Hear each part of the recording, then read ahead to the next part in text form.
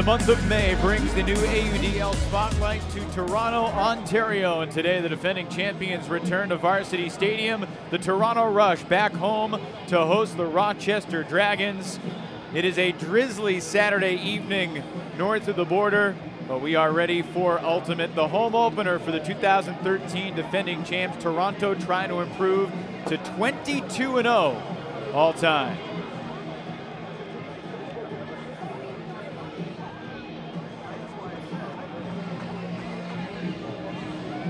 Hi everybody, welcome to the AUDL on ESPN. My name is Evan Lepler alongside perennial Nationals competitor Megan Tormey. So great to have you with us despite the elements, Megan. Everybody's excited. And for those who haven't seen the Toronto Rush before, they are in for the treat. What's it like to watch this team play? The Toronto Rush is a very exciting team to watch, albeit slightly deceiving. They have played together so often and they have played in Elite Ultimate for so many years. They make hard throws, hard catches look incredibly easy. They play with an effortlessness about them. And then today they face this Rochester Dragons team, a team that's trying to build themselves up to that level. But I'd say nobody gave Toronto more trouble last year than this Rochester club. And I think that has to do with the analytical power that the Rochester Dragons have with Brian Jones, one of the contributors from Sky Magazine. He's watched a lot of high-level Ultimate and is very good at breaking down offenses, trying to determine what defense you should pair against that. He's the head coach. Brian Jones had some zone defenses that flummoxed Toronto last year. Rochester's got one win, a couple losses. If they're going to keep it close today and try to spring the upset, who are the guys that we'll be watching for? Well, we should watch TJ Burns. He is the captain of the Rochester Dragons. He is known for and appreciated for his calm demeanor on the field, and you'll see that has allowed him to put 6 goals and 1 assist on the board for the Rochester Dragons. Also, a very athletic, very fast Gabe Hage. He has 97 touches, and that asterisk indicates the leader for his team. So 97 touches, 8 assists. He's a very formidable force on the offensive side. And then Dave Ferraro, another great player for the Rochester Dragons, perhaps one of the most important players given how often he's either throwing to or catching the disc in the end zone. And Toronto basically has an all-star team, but the guys to watch for the Rush, 3 Worlds caliber players. Absolutely. Cam Harris, he has done a lot for the Toronto Rush, both in past years and this year. He has 12 goals. Again, he is the leader for his team in goals caught. Jeff Powell, he is a younger player. He's only 24 years old, but he boasts 12 years of Ultimate experience. Defensive force. Absolutely. And 7 Ds for the Toronto Rush. That speaks volume given how strong this team is defensively. And then MVP of last year, Mark Lloyd. We talk about him so often just because of all he's capable of doing. Lloyd, the MVP of last year's championship game, as you said. Not only is he one of the captains, he is also the general manager. His father and his uncle are the owners of this team. We are just about ready for the first pull here on a drizzly day, but the damp conditions will not temper the enthusiasm of the 2014 home opener here at Varsity Stadium. The Rush in black pulling to the Dragons in white, and we are underway. A floaty pull that stays in bounds on the far sideline. Now you may have looked at the results and seen that Rochester struggled last week, including a 27-8 demolition against New York. A great first D for Toronto. That's Gord Harrison who creates the turnover. But this is a Rochester team that last week was playing without 8 of its starters. So they come into this game optimistic, knowing that they battled Toronto tough last year.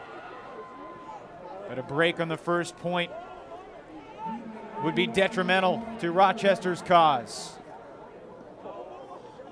Michael Jones on the cusp, swings it to Vasiliev. Anatoly Vasiliev to the end zone.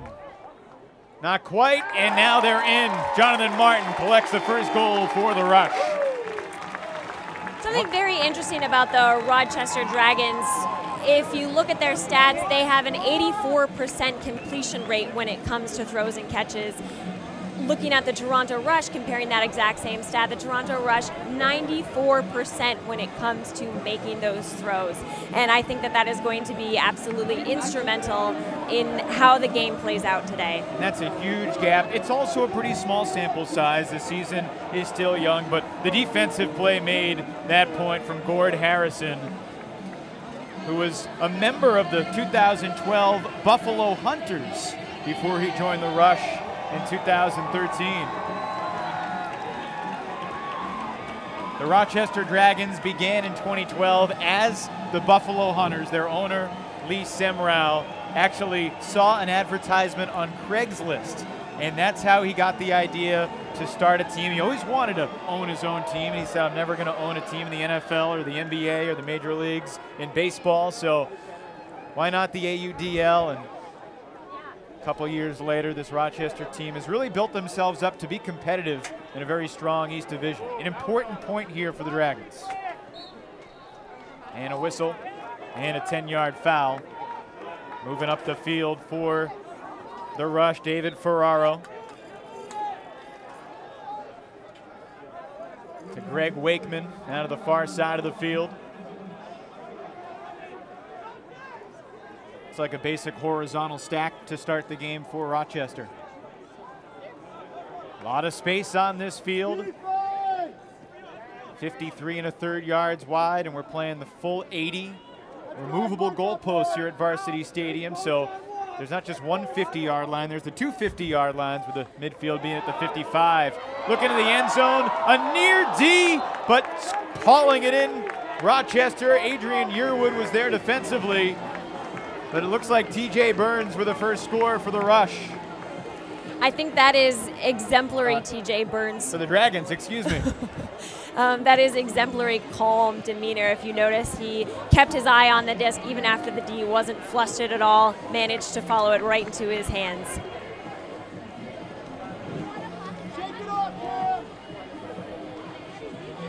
That was Cam Harris, 91, as opposed to Yearwood, 81.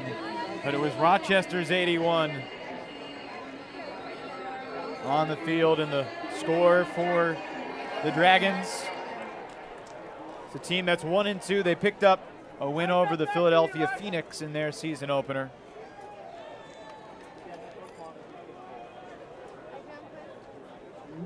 Certainly doesn't feel like springtime here in Toronto, but great energy at Varsity Stadium regardless.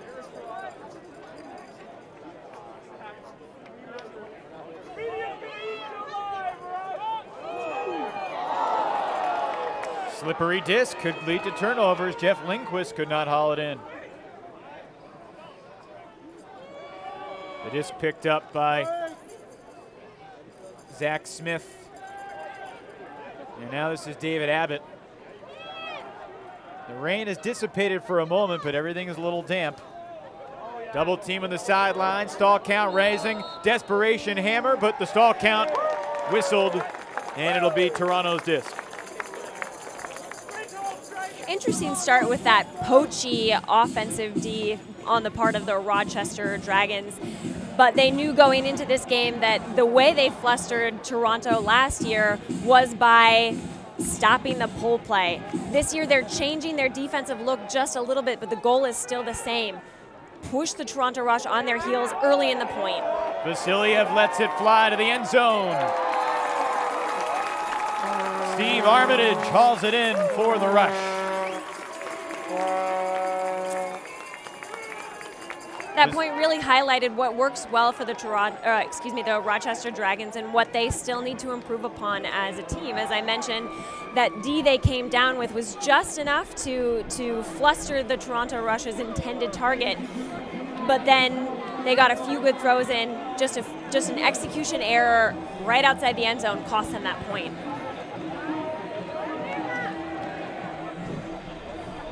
And here's a look. Vasiliev. Good 50-yard backhand to the end zone.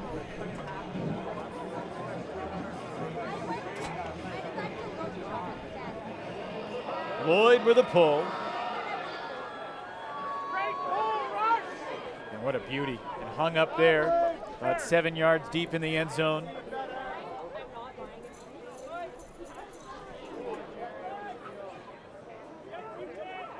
Last week in New York, the Dragons didn't even give themselves a chance, and there's Yearwood, an excellent poachy D. Toronto seeking its second break early. Lloyd, the team leader in assists. A lot of float, just enough.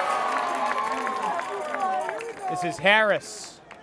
Back to Lloyd for the score. Those two guys have been playing together since they were first selected for Team Canada. First U23 and then the big team teammates that went to Columbia last year. Chatted with Cam Harris this past week. He said the crowd 2 weeks ago in Montreal was the best crowd he's ever played in front of, perhaps with the exception of that crowd in Cali, Colombia last year at the World Games, about 20,000 strong. There's still so few Ultimate players who can boast to have played in front of such a large and exciting crowd. Toronto now leads 3-1. You can see there are a bunch of umbrellas, but a bunch of fans on hand as well.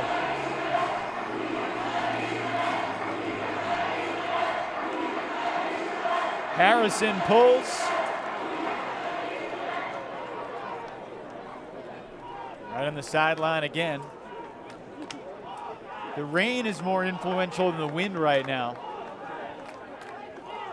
A little bit of a swirling breeze, but nothing major. Here's a deep shot from Will Sloan, looking to the end zone for KJ Jock. And a turnover.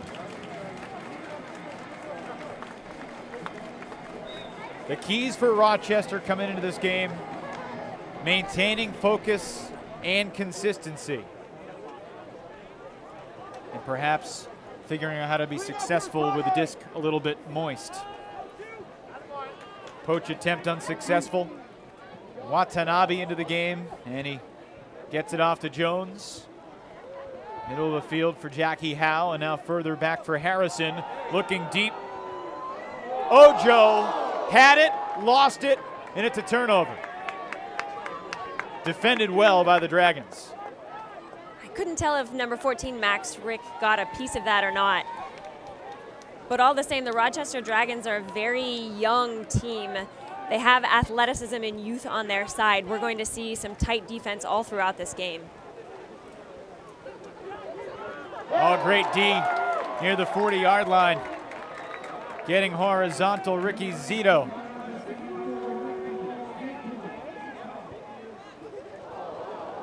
And a turn right back. Will Sloan shoots one. And Ferraro a little shy. You've played in these conditions before, Megan. What's it like to be out there when the rain's intensifying like it is here? You know, Evan, when I was younger, I thought it was really exciting, but as I grew older, I was less and less interested in enduring this. It is hard on the hands, and it is, of course, difficult to catch the disc, which just elevates the level of frustration. Well, the disc becomes obviously tougher to grip. I think it's probably easier, most would agree, to throw a backhand when the disc is wet opposed to a flick. A hammer is an interesting choice, and it's incomplete. It is also much more interesting, fun, and easy to lay out when conditions are yes, like it this. Is. Well, chatting with some of the Toronto guys this week, asked them about playing in the rain, and they said, well, this is what we're used to. You know, they say this town has Raptors fever right now with Game 7 coming up tomorrow. The Seattle Raptors, another AUDL team, but Toronto's been like Seattle with the precipitation over the course of the AUDL season. Vasiliev looking for Zito. Almost.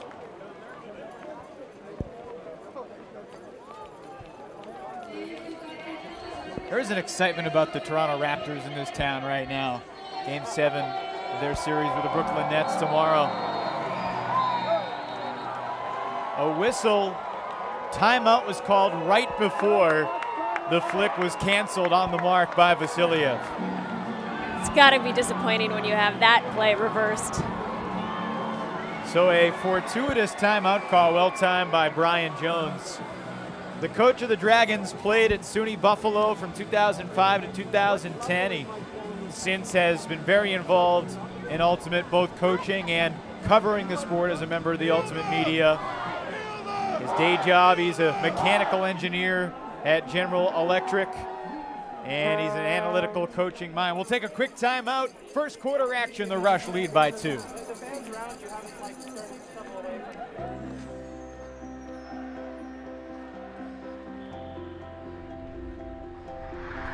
He's coming down the ice. He's coming around the net. Centering pass. Oh, look at this. A break for Canada. He shoots. He scores. Canada wins in overtime. Canada back on top of the world.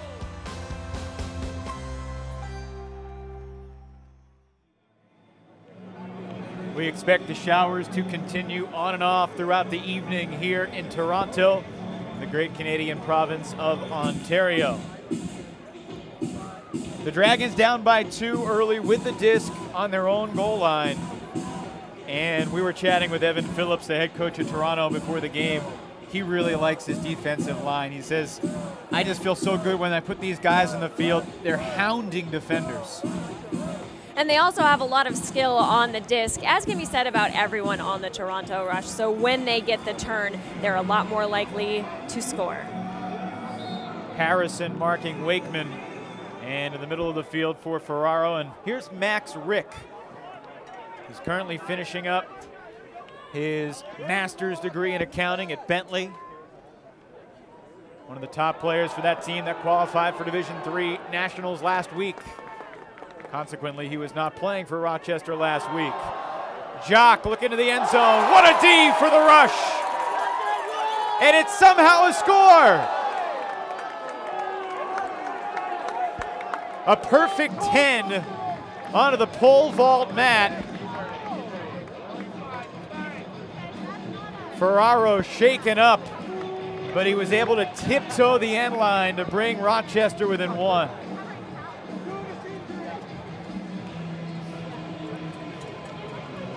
Wow, I'm not exactly sure what he hit on the high jump mat there.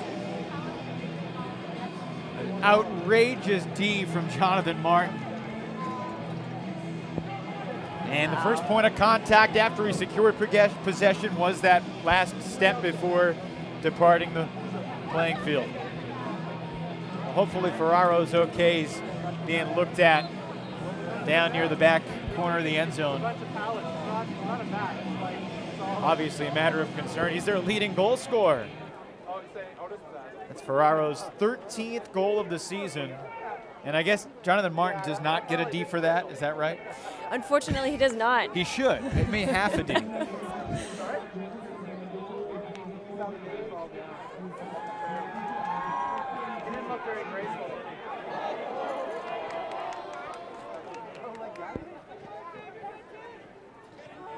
Armitage back. Lloyd shoots it deep. 2 targets running into each other, and consequently, Rochester gets the D. Miscommunication between Cameron Harris and Andrew Watts. Could have been an easy score for either one of them if they had simply called for the disc. Technically, that's a turnover for Mark Lloyd. He doesn't turn it over very often. 92% completion percentage through Toronto's first 3 games. Toronto undefeated this year, all wins on the road. Close games with New York and DC, wins by 1 and by 2 scores, and then an 8-goal victory over Montreal 2 Saturdays ago in front of the greatest Ultimate crowd we've ever seen in Pro Ultimate. The swarming Rush defense continues to pester the Dragons.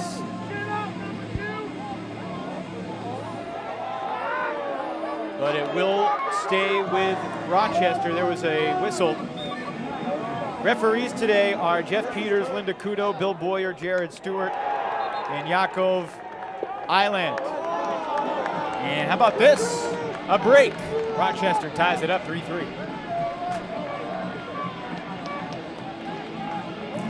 incredible, Evan, when you look at the years of experience that these two teams have. The Toronto Ultimate scene being so vibrant. A lot of these players started in high school, even middle school, whereas the Rochester Dragons, they boast maybe 4 or 5 years of experience to the average 10 years on the Toronto Rush. It's a significant deficit, given that Rochester is not quite the ultimate powerhouse that someday it hopes to be. We're seeing some pretty devoted and dedicated athletes. Urbino to Smith, and Zach Smith punctuates the score with a spike. Now Toronto divides up its team into 2 10-player pods. They both are offensive and defensive minded, but this is probably the more defensive minded pod on the field, and it leads to a quick turnover. A pass off the mark looking for Jeff Lindquist, who's a fiery defender. And now he's on the mark of Brian Kibler. Could Rochester take the lead? Abbott, up line. Smith gets the reset. Abbott to the open space, and Rochester's up 4-3. Doug Urbino hauls it in for the visitors from New York. Doug Urbino is one of the few, I think 2 individuals on the Rochester Dragons whose height is over 6 feet. Yeah. Urbino is 6'2" and 165 pounds. They lost a lot of their height from last year. That was one of the things we were thinking about coming into this game. The Toronto team is gigantic. Rochester has weathered the early storm in more ways than one.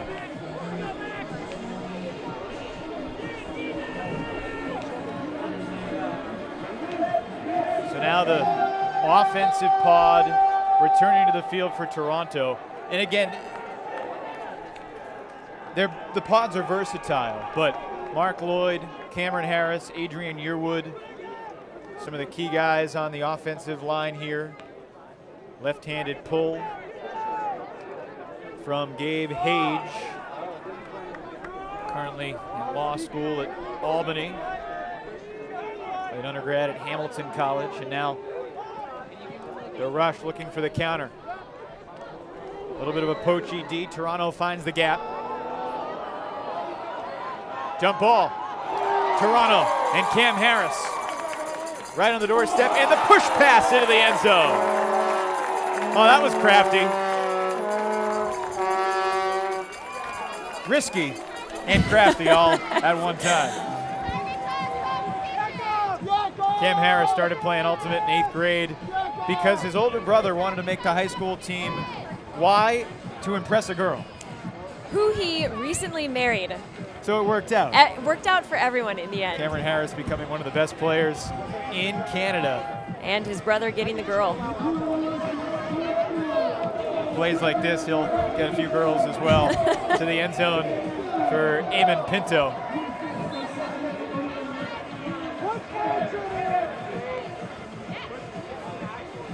So we are all square, 4-4, 2:18 to go in the first.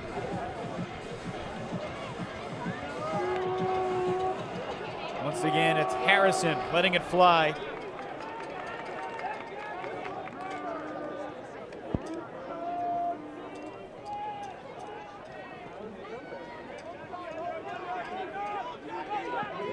On the sideline, TJ Burns.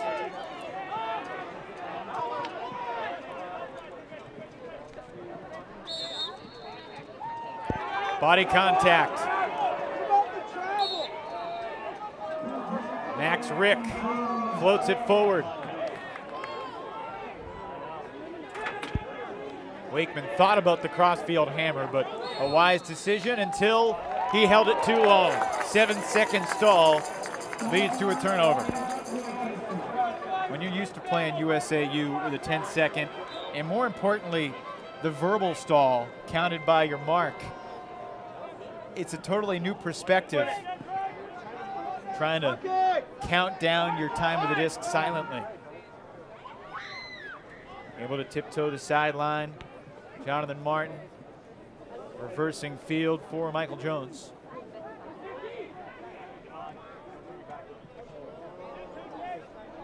Rush of Toronto, the defending champs in the black.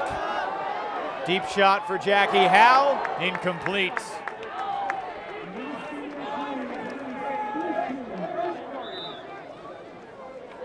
Once again, it was TJ Burns nearby defensively. TJ Burns is one of the older players on the Dragons. He's 27 years old, played SUNY Buffalo along with a number of other individuals on the Dragons. He co-founded a co-ed team with his wife, the Buffalo Lake Effect, played with them from 2009 to 2010, and has since played with Boom Shakalaka, a Western New York mixed team. Great name. It's a great name. I love saying it. They're on fire. So the restart, Rochester will have it on the goal line. TJ Burns told me that he discovered playing Ultimate in the parking lot outside of his dorm. Playing on concrete, there were not a lot of layouts, but there were a couple. Occasionally, the disc led somebody to run into a car, but then he found Ultimate on grass to be a little more satisfying. And safe. Mark Lloyd. A well-executed dump swing for the score, hauled in by Jonathan Martin. It's hard to guard those plays where the disc is pulled from one end zone to the other in just a couple of passes. Opened things up rather nicely for the Toronto Rush. So back and forth we go. 14 seconds left in this first quarter of action.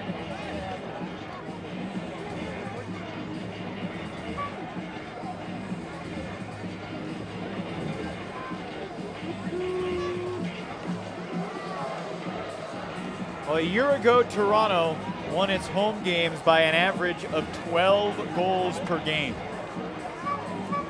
At least through 12 minutes, it seems like this one's going to be closer. And historically, the Dragons have given the Toronto Rush a much harder run for their money. These games have historically been tighter. The 4 meetings last year decided by differences of 3, 6, 7, and 10. All less than the average. Well-executed offense with the clock winding down. To space, but the receiver slipped, and the quarter will end with a turnover thrown by KJ Jock.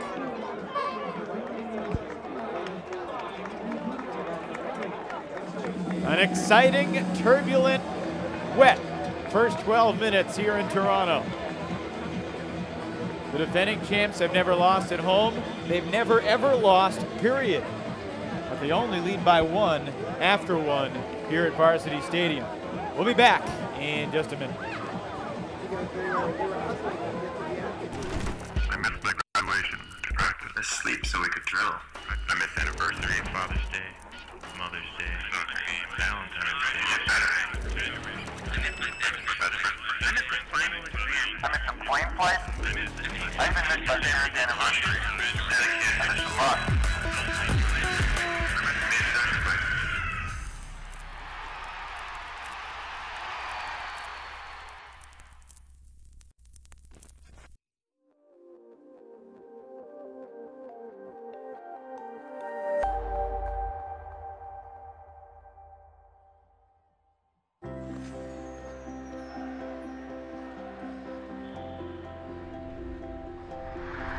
He's coming down the ice. He's coming around the net. Centering pass. Oh, look at this. A break for Canada. He shoots. He scores. Canada wins in overtime. Canada back on top of the world.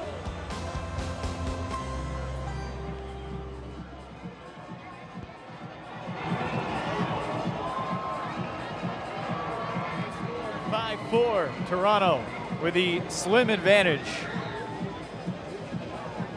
Fans outnumber umbrellas, but it's close here at Varsity Stadium. Evan Lepler with Megan Tormey. While we were away, the skies began to open up again. There's a barrier, Megan, where this goes from being fun to uncomfortable, and then probably be back to fun again if you're that wet. I do have to say, of all of the fans, the Toronto Rush fans are the most resilient. I've seen them sit through torrential rains before and still with smiles on their face. A hardy bunch with a turnover. Steve Armitage fired the incompletion and giveaway.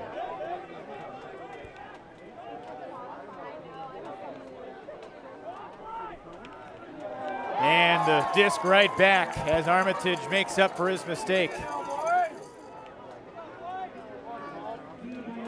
Miscommunication.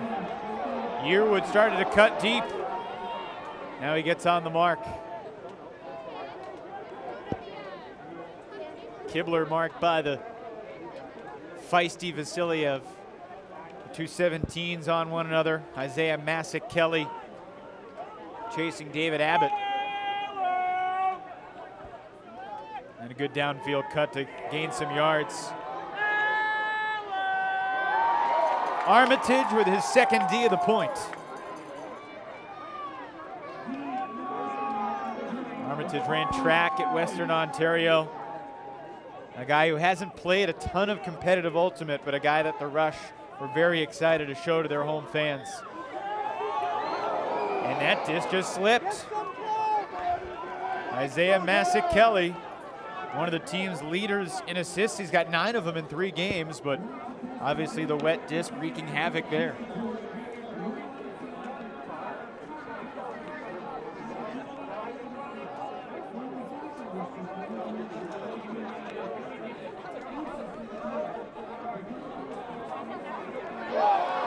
Well poached, and Harris drops it on the doorstep. You could watch him play a long time and never see him fumble a disc like that again.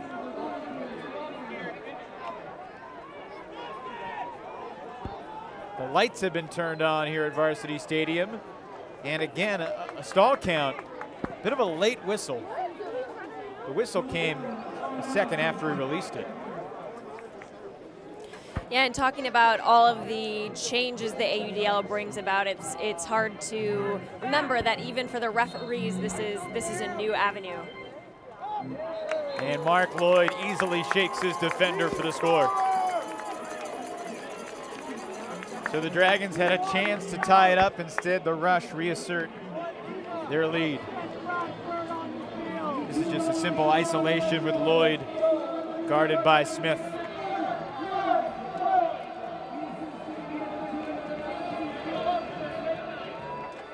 I guess it wasn't that simple. Misdirection there. Harris going to the break side, and Smith bit on it a little bit. That's it, Rush! Woo!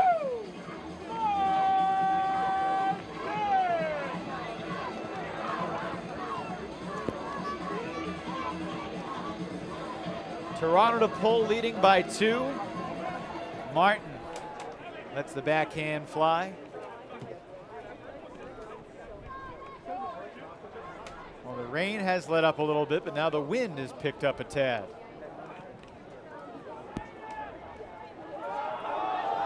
Deep shot into that wind. Too much.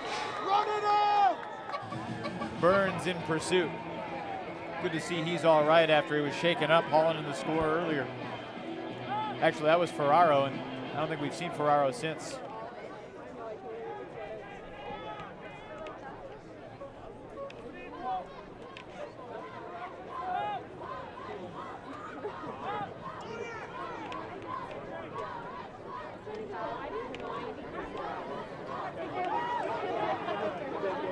This is Jeff Lindquist. He was in Italy a couple weeks ago and missed the Montreal game. Martin with a tight flick. Jeff Powell. Little give and go. Bluffs the hammer. And Rochester's getting burned up line. All point long. Martin finishes it off for Toronto. Simple upline cuts.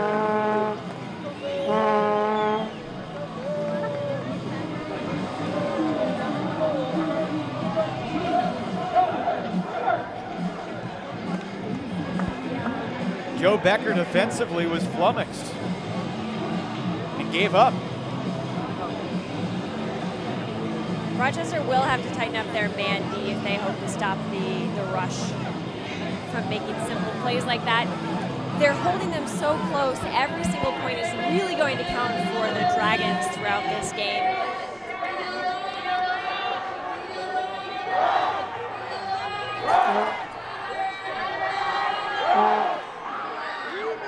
Lloyd the pull.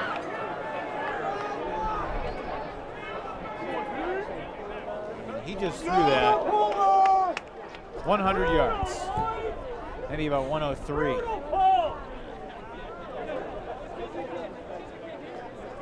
$80 from the front of the end zone to the other front of the end zone, another 20 yards deep beyond the end zone. Yeah, the wind is coming right now from, as you look at the field on the screen, from left to right, kind of the back corner, back left corner of the end zone towards the front right. It's in the 50s here in Toronto. Oh, Lloyd, unbelievable. Was there a whistle? There was. It'd be great to see a replay. Mark Lloyd laughing. Did he orient his body enough to avoid the contact? Let's find out. What do you think? As a ref, I would have made a different call. Lloyd gets the D anyway. The disc has a tendency to tell the truth in situations like this.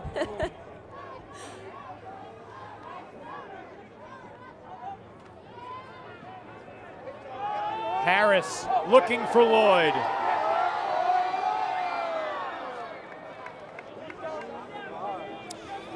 Even superheroes sometimes fail to come up with a disc. I'm not really surprised to see two missed throws in that end zone. The wind definitely picked up as soon as the rain stopped. It's going to take just a few throws to acclimate to the new weather conditions, which seem to be changing minute by minute here. It does seem like it's getting brighter. Perhaps we'll see that golden orb called the sun at some point. Stall count rising. And somehow it all worked out. Double team, the push pass to escape it. And the D made by Toronto's Nima Mostagimi. Timeout called by the Rush. Mostagimi, a member of the U23 Canadian team. One of their little guys, 5'9", but quick and agile and effective.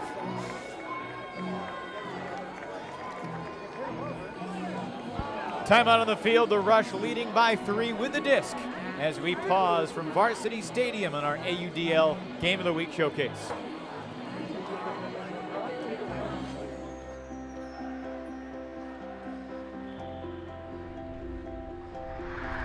He's coming down the ice.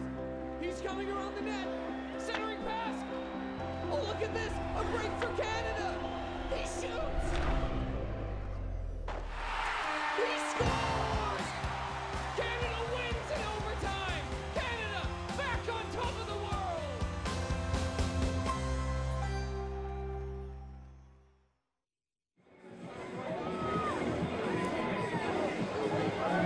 Well, some of the umbrellas have been rolled up. Others anticipating perhaps a relapse of the rain. Nearing the midway point of this second quarter, Evan Lepler and Megan Tormey with you. We've seen some uncharacteristic mistakes from Toronto, in part that these elements have created. Some surprising missed throws, some surprising catches, but you hit the nail on the head. I think it has everything to do with the wet conditions, and I'm sure the fact that it's been chilly makes it harder to catch. I'm not sure if they're cheering their team or the sun. I think it was the sun. Sun appreciates the reinforcement too. What a play to the end zone. Jeff Powell, are you kidding me?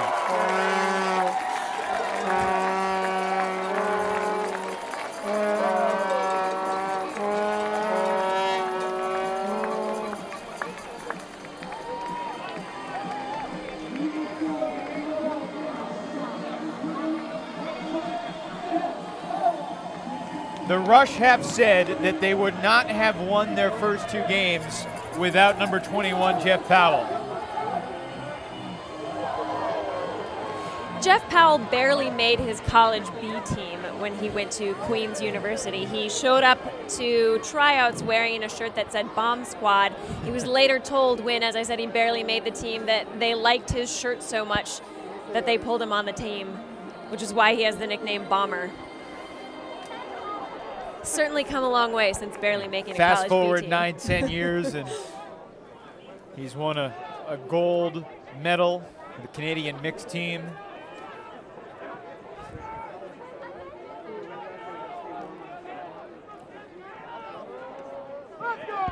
Rochester looking for a counter.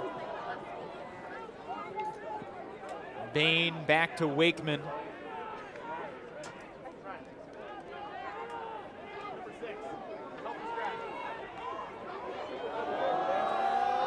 Whoa.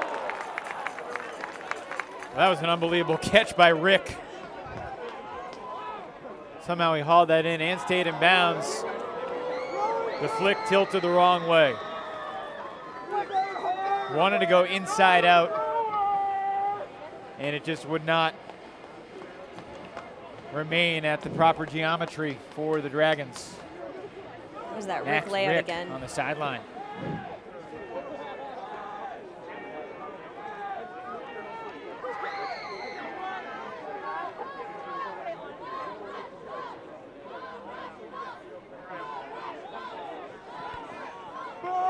Another stall count.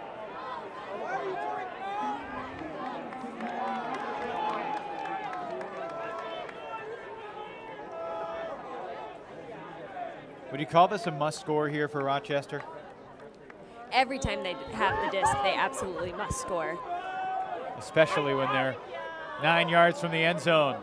And that was a well-placed backhand from Wakeman, finding KJ Jock in the end zone. This is what we've seen from the Dragons in their game against the Rush in the past. They're able to hold very tight in the beginning,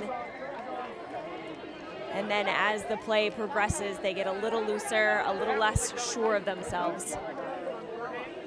KJ Jock, one of the primary middle cutters for Rochester. He's the eldest guy on the team. He's 34. It's a very young team, though, including a lot of guys who are still playing in college. It was an interesting dynamic to discuss with the head coach, Brian Jones, about the Rochester region and really the whole Metro Northeast.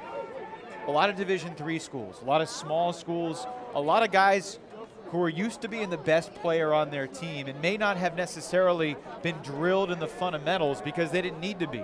They could just flick it deep and sky folks deep. When they play at an elite level like this, at the pro level or the AUDL, is a different type of skill and fundamentals required. Deep shot for Pinto.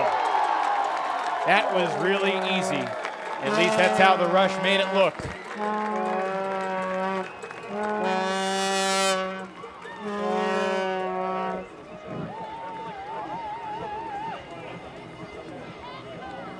Beautiful deep shot from Massac Kelly.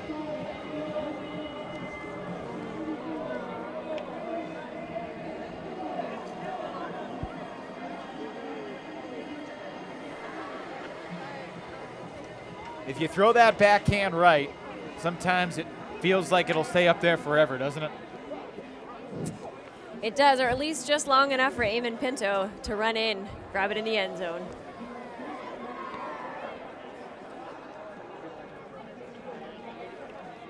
Harrison to pull once again for Toronto. One of the best pulls we've seen into the wind. It was a one-score game at the end of one. Rochester's only found the end zone once here in the second period. Max Rick from the near side of the field cut deep. Didn't find him, so they reverse. Stall count rising. Wakeman realizes and gets a nice backhand break. Don't hang out deep. Rick for Burns. 2 yards out.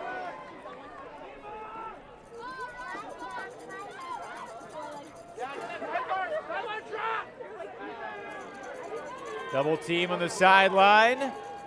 And finally, he finds the open lane. Just enough patience from the Dragons.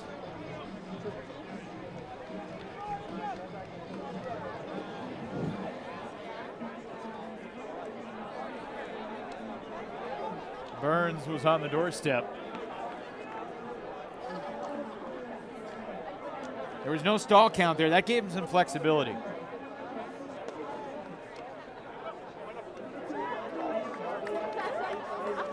Feels like our camera's on the field, doesn't it? This is great.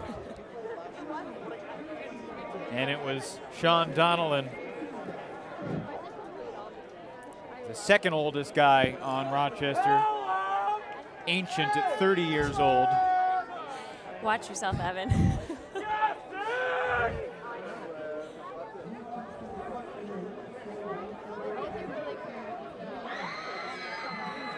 An important 3 minutes here for Rochester as they try to keep it within a manageable distance, heading toward halftime.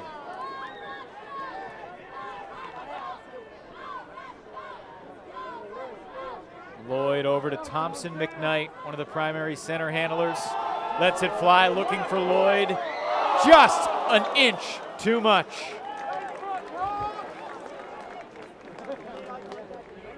Lucky break for the Dragons. They've been playing just a few steps off their man, and those deep shots have had the tendency to go the way of the rush. Normally Lloyd comes down with those trailing edge layout grabs. One of the most explosive leapers for a guy his size. Well, the turnover opens the door for the Dragons. He lost the hat, but he caught the disc. Alec Norton back to Hage. And now it's Norton. Adrian Yearwood in the passing lane. Harris mistimed the deep run, but it's back into the hands of Yearwood. And he switches fields beautifully.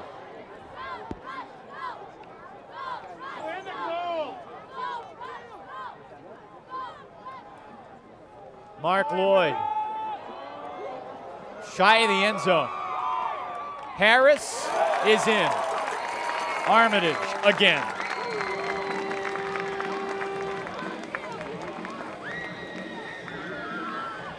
And when it comes down to it, the stats don't matter all that much, whether it's Lloyd or Yearwood or Harris who picks up the assist.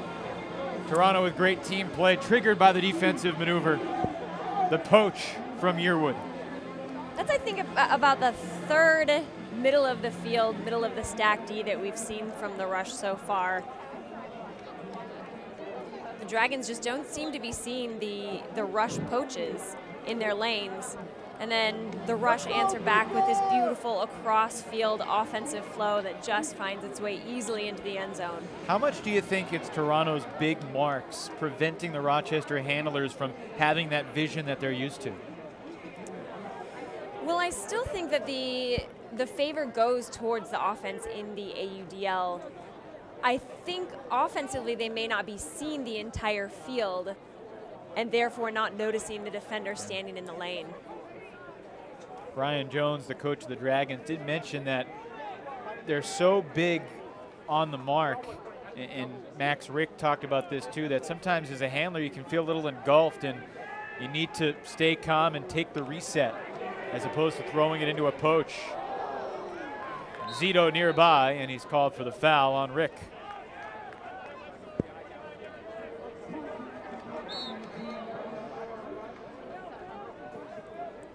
Max Rick, who's heading back to Division III Nationals, a 5-time competitor in Nationals at Bentley. Jock able to haul it in. Deflected, but Rick is there. Backhand for Burns. And the Dragons strike back. With 47 seconds remaining in the first half.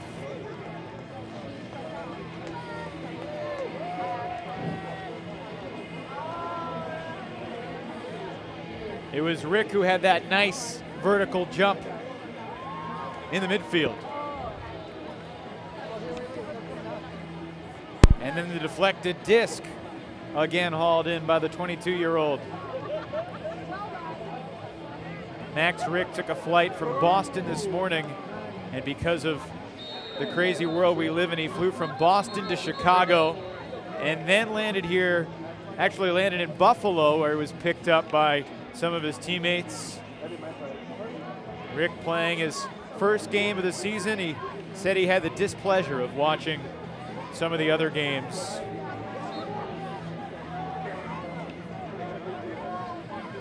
The thing about last Saturday's game for Rochester, the Dragons really never gave themselves a chance to be competitive. It was like the Denver Broncos in the Super Bowl.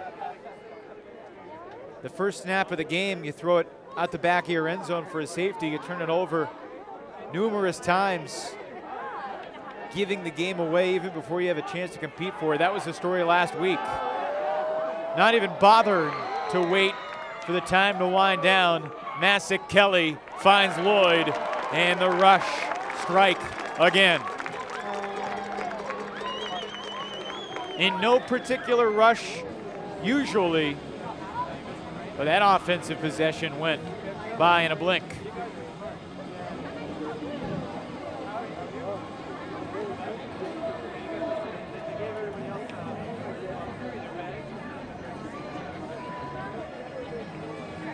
Masick Kelly.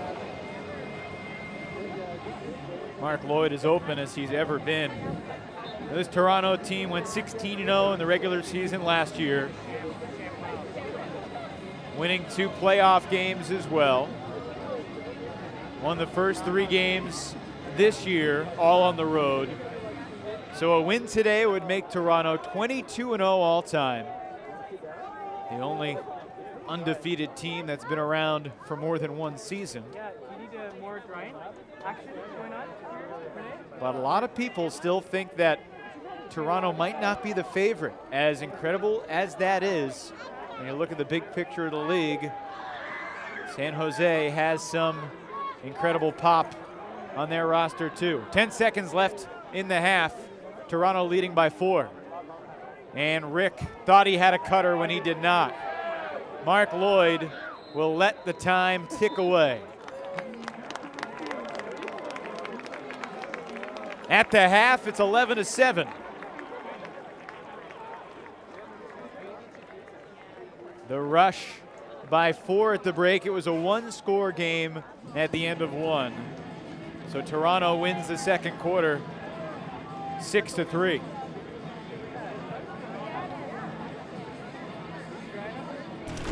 I missed my graduation to practice. I sleep so we could drill. I missed anniversary, Father's Day, Mother's Day, Valentine's Day, Saturday. I missed my final exam. I missed some plane flights. I even missed my parents' anniversary. I missed a lot.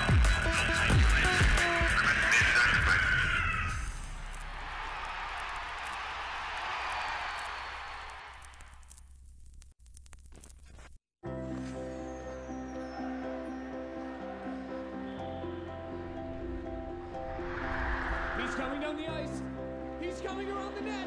Centering pass. Oh, look at this. A break for Canada. He shoots. He scores. Canada wins in overtime. Canada back on top of the world.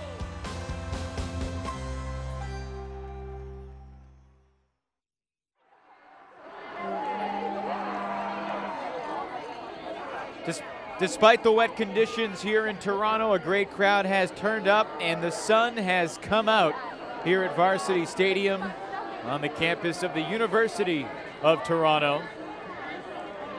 In just a minute, we'll have Megan Tormey down on the field with one of the greatest playmakers of the first half.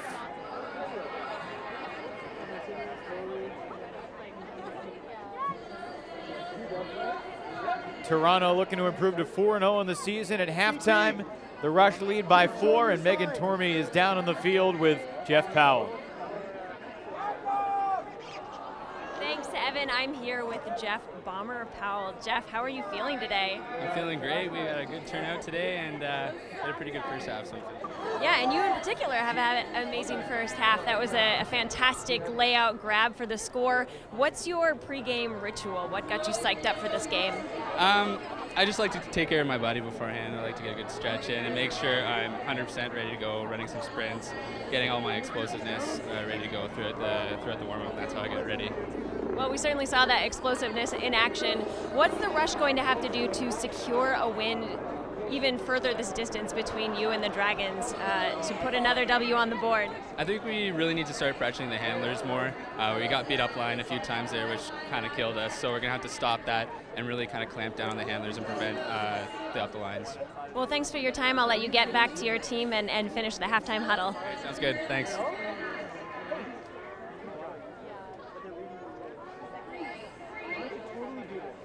Play from a guy who's typically known for his great defense.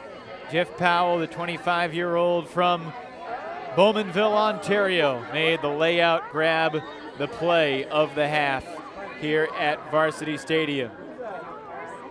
Well, the score again, Toronto leading Rochester 11-7 after 24 minutes of action. 2 quarters of ultimate still to come. Earlier today, our Megan Tormey was able to catch up with the owners of these two teams. First and foremost, the owner of the home team, Jim Lloyd, the uncle of Mark Lloyd. Megan caught up with him before the game.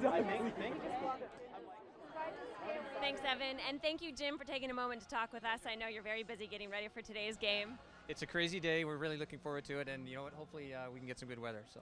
Well, right now it's raining, and I know that is impacting things slightly. But talk us through some of the new bells and whistles that you've put into place to help improve the home experience.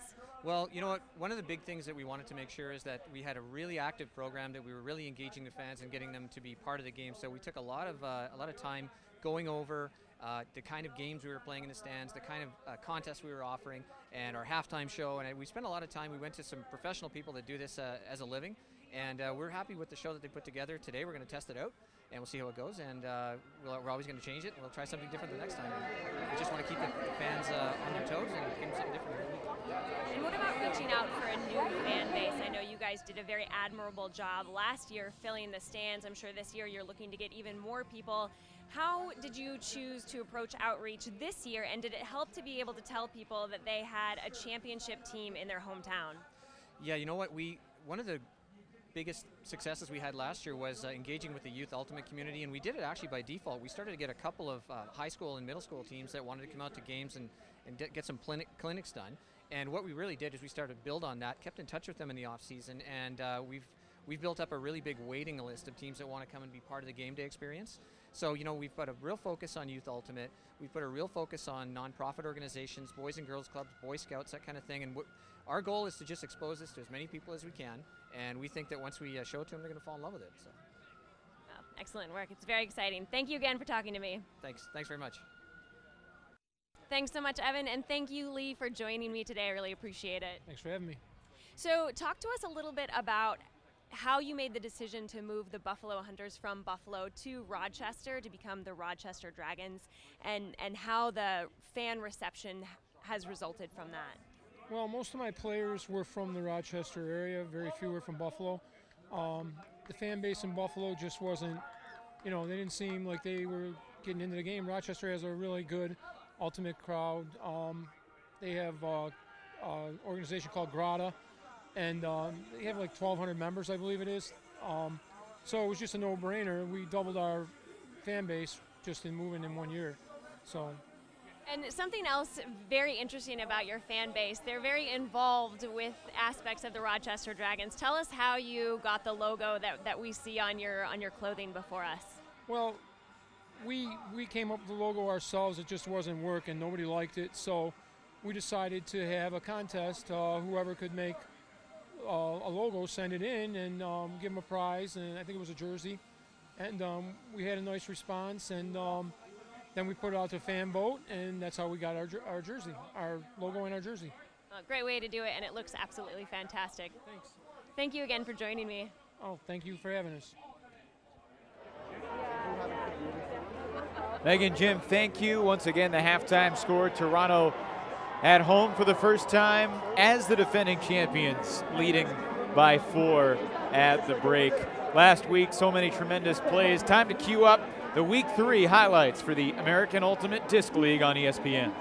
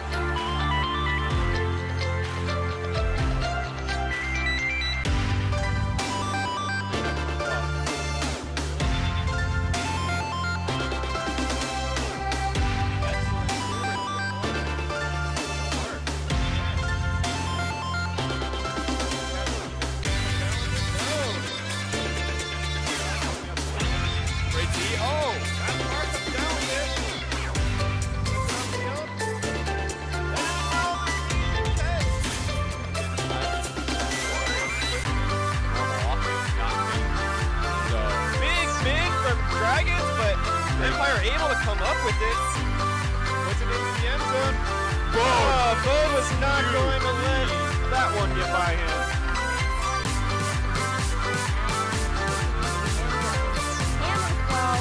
But it is seized by number 18.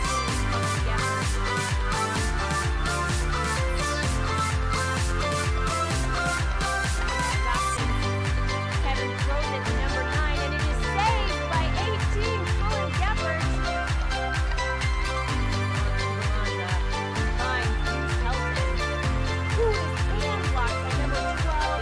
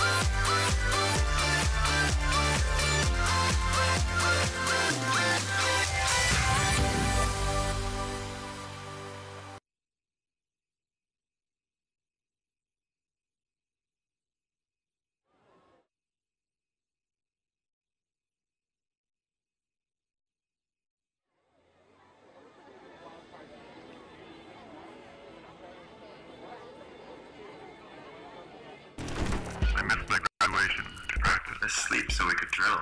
I missed anniversary and Father's Day, Mother's Day, Valentine's Day. I missed my final exam. I missed some coin flight. I even missed my parents' anniversary. I missed a lot.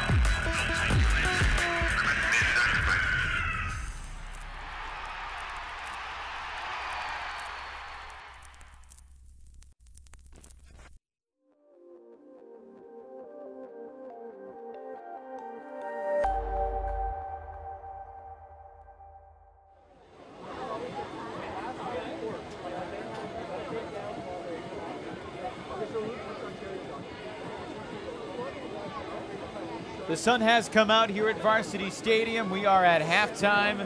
The Rush leading the Dragons 11-7, and let's take a look at some of those first half highlights.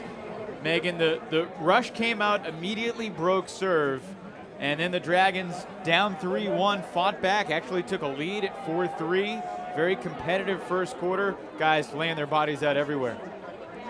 Yeah, just a few execution errors on the part of the Dragons have cost them the 4 points that we see the Toronto Rush hold over them. That was a big D from Adrian Yearwood. This looked like a great D. Jonathan Martin thought he had it, but instead David Ferraro, who got hurt on that play, we have not seen him impact the game since. The referee called a foul, and you could see Doug Urbino calling for the foul. We saw a little differently. That's the play of the half from Jeff Powell, getting horizontal in the back of the end zone. He was in pretty good spirits down on the sideline. He was obviously in a great mood, and I certainly can't say that I blame him having a play like that again in front of your home crowd. That's incredibly exciting. Another great poach D from Adrian Yearwood.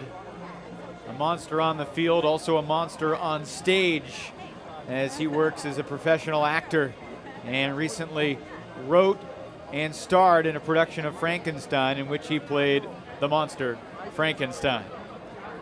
Rather run into Adrian Yearwood at a theater than on the field as an adversary. TJ Burns, the leading scorer a year ago for the Dragons, got them in the end zone late, but it's a 4-point deficit for the Dragons as we get ready to start the second half. What, if anything, are you thinking about in terms of things Rochester can do to try to get back in this, with a caveat being Toronto's a champion?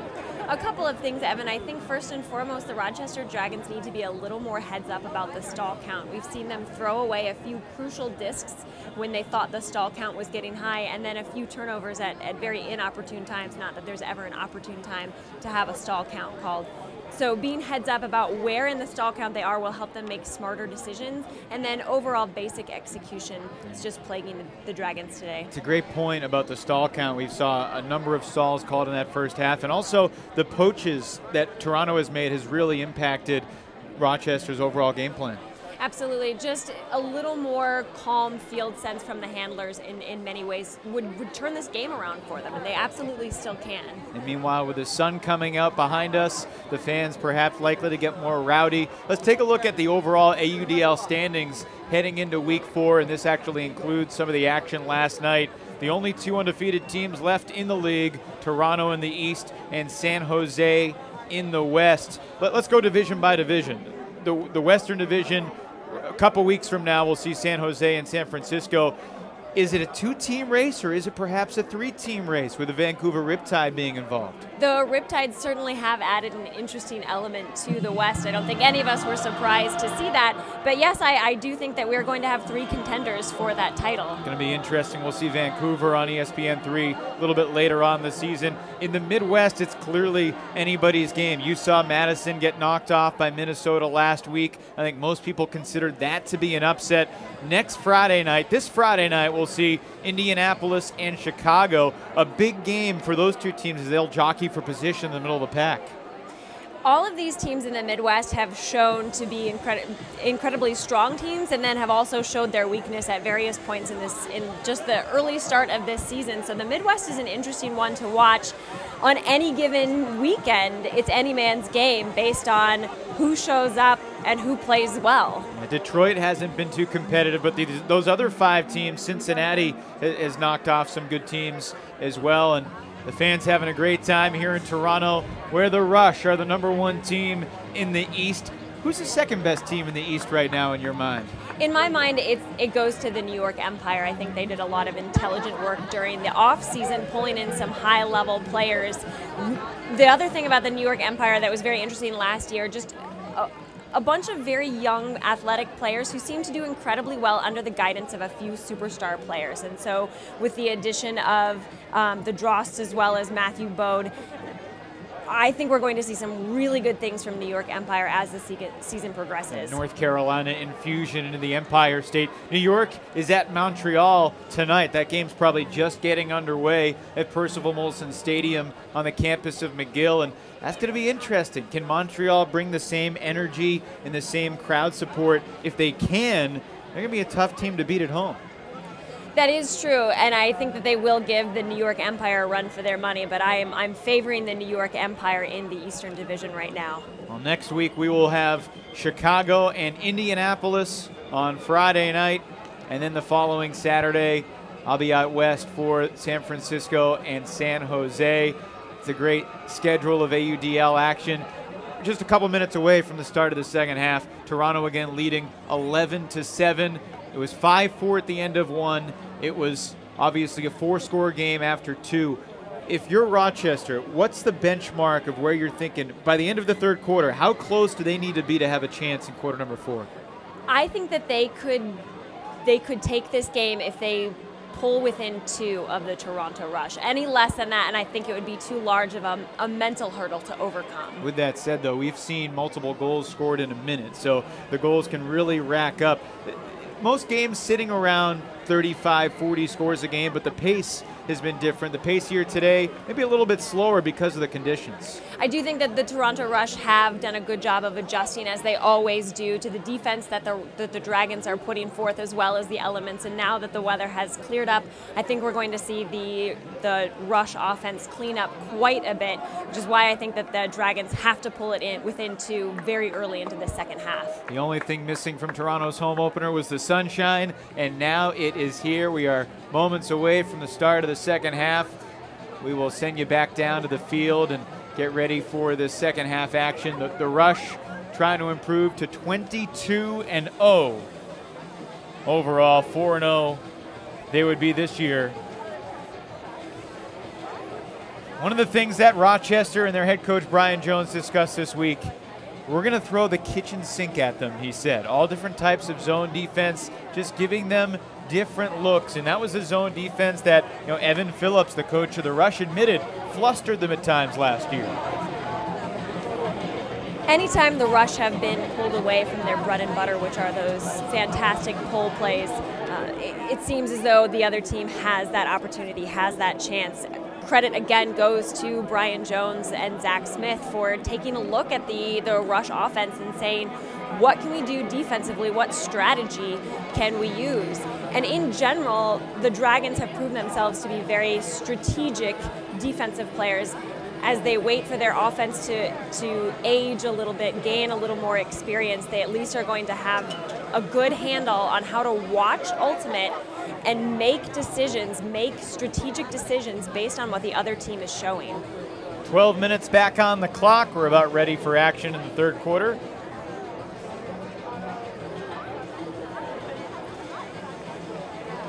The second time in 3 weeks we come to you from the Canadian, north of the border here in Canada.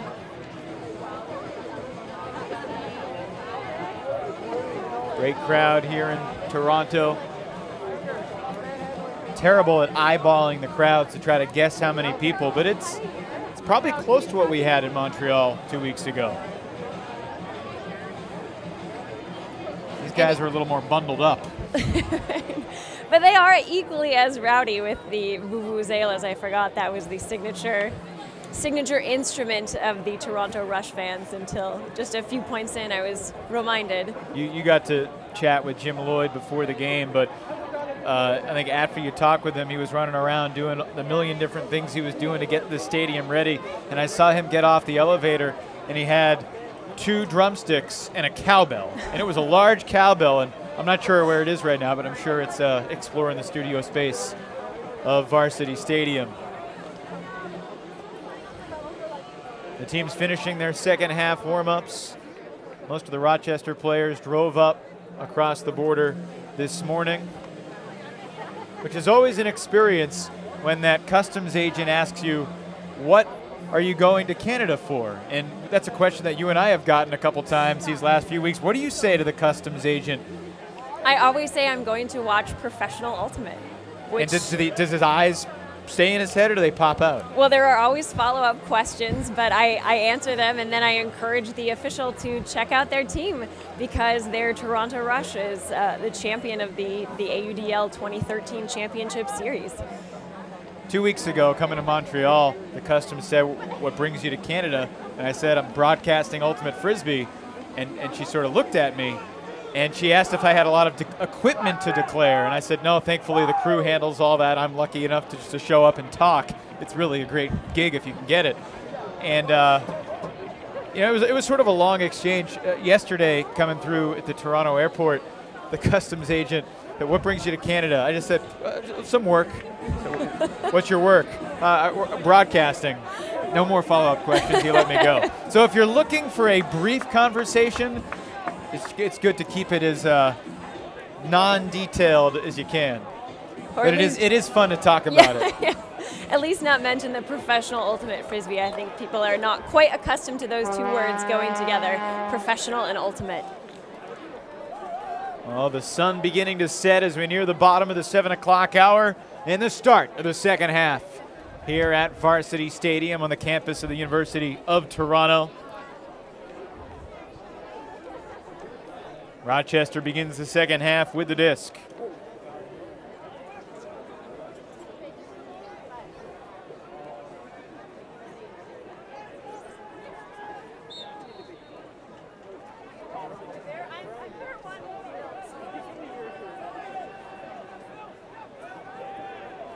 This is Hage. The southpaw gets it back to Wakeman.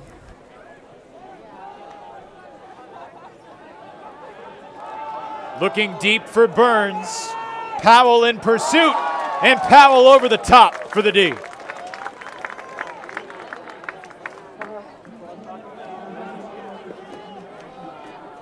Very much a two-way player, Jeff Powell. The guy they call Bomber. The guy you call Bomber.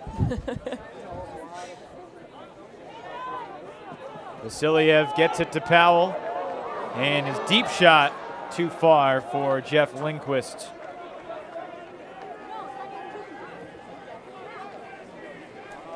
So a turnover apiece.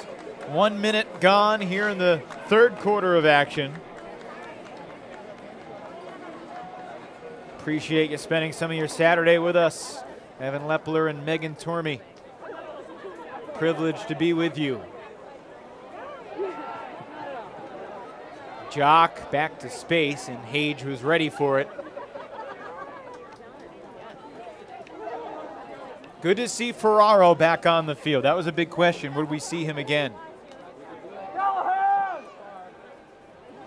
Ferraro was open, but instead a deep shot from the end zone, and defended well by Michael Jones.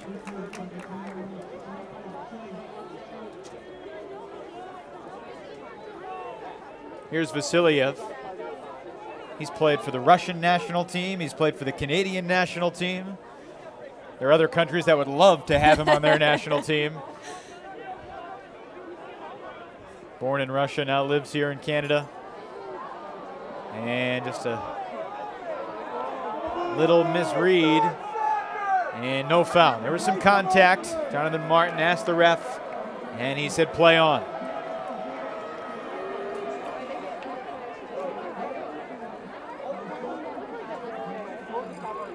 Oh, an unbelievable D again from Jeff Powell.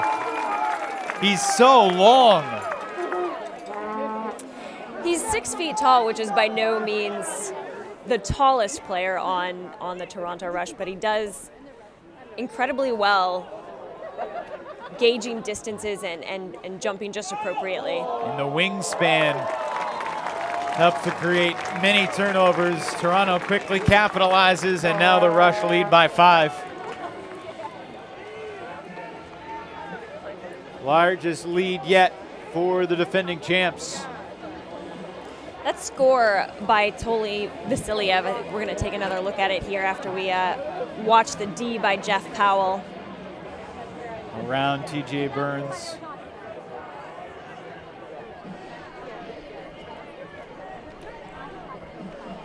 Vasiliev has absolutely incredible inside break throws. In the game against Montreal, he was instrumental in setting up the offensive flow for the Rush by throwing one quick break throw, and then from there it was just easy down the line for the Toronto Rush.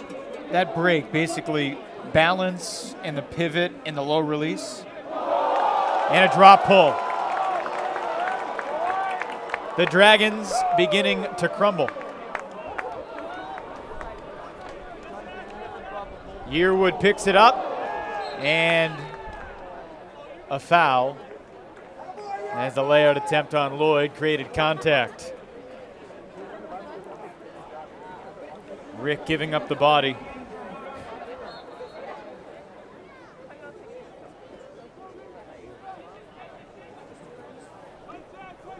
Yearwood back for Lloyd. So tough to guard in this space. To Yearwood.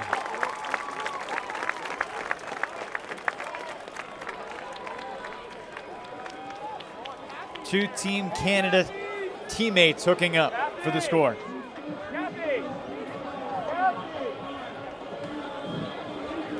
And it began with Mark Lloyd's pull. We call this the voodoo backhand. Right through the hands of Zach Smith.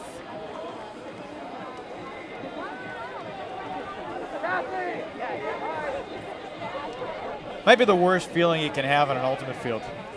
Without a doubt, Evan. One that I have experienced, I think, twice.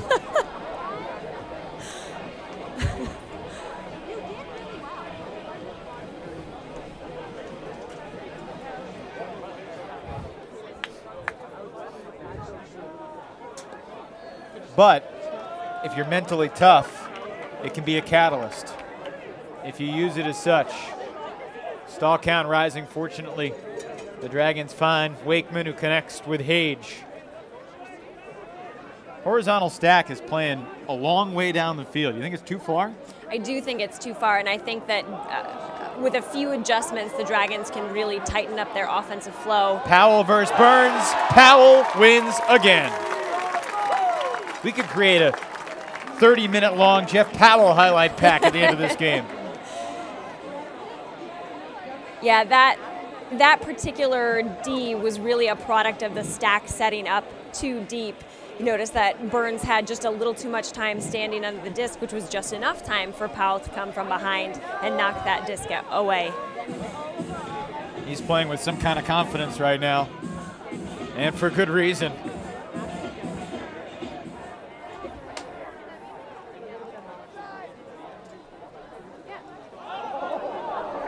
Threading the needle near the sideline, but incomplete through the hands of Jones.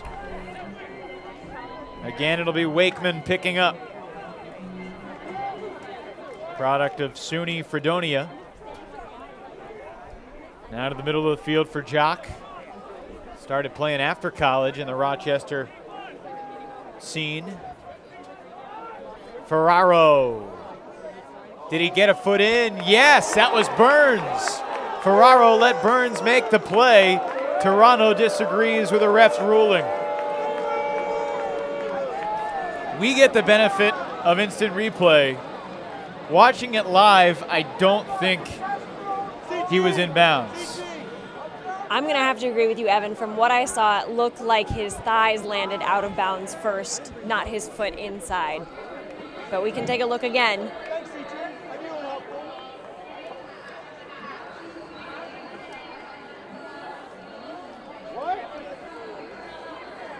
Ferraro made the up line cut. It's really close. I don't know if we could slow it down a little bit.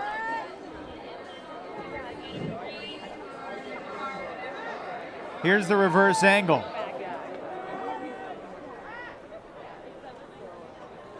You know, he might have made the play. We've got to freeze it. We've got to freeze it right as he stopped the rotation of the disc, but he didn't leap for it. He didn't go horizontal. He was horizontal, but just sort of fell over. It counts. Rochester's first score of the half, and a big one.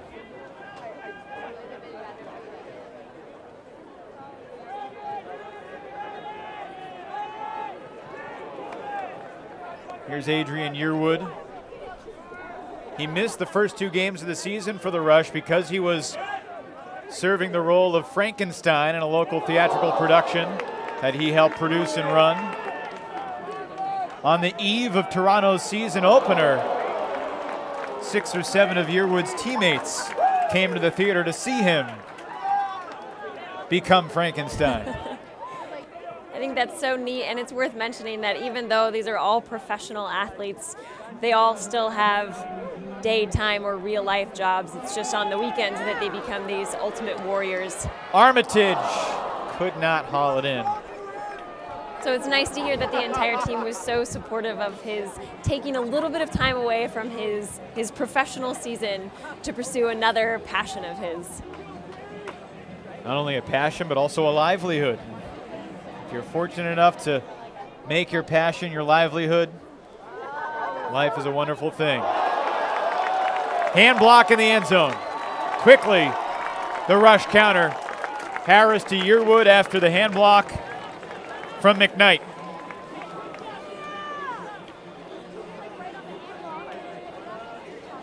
This offensive line of Armitage and Masick Kelly and Yearwood and Harris and Lloyd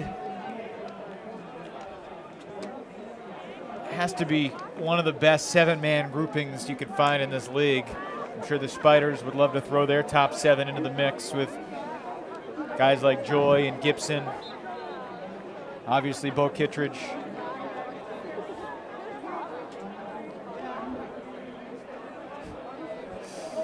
Great hand block, but then it's so important to not let there be the mental lapse of thinking about what just happened instead of putting on the D. The Toronto Rush, however, heads up, easy score. Thompson McKnight also started playing Ultimate in high school. One of the main center handlers, but making a great defensive play.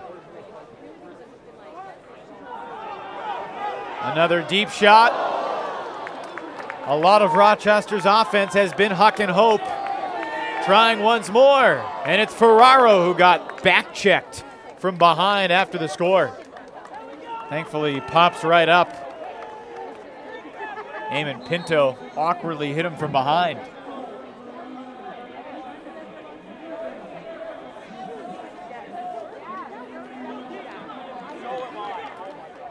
Ferraro's the difference maker for this team. Before the start of this game, he held almost 50% of the team's overall scores, either by catching the goal or by throwing the assist. I know that Ferraro was very excited to have the opportunity to play on a professional team. He said it was the natural progression of Ultimate. He was excited to be a part of it. But I know that it was very exciting for the Dragons, in particular Brian Jones, the coach, to have Ferraro sign up.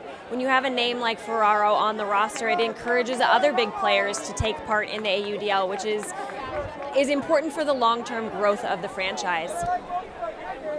Well, they did call the foul on Pinto, so pulling from 20 yards forward. David Ferraro plays in the USAU club scene with Pony, Pride of New York, perennial Nationals contender. And he's one of the guys on Pony who guards one of the best players on the other teams. It's almost as if Rochester didn't play any defense on that play. Armitage deep. Back for Massac Kelly. Cutting from the middle. And again, it's Armitage creating distance from his defender easily in pursuit of the score. And you can't miss Steve's cleats. They glow in the dark, I've heard.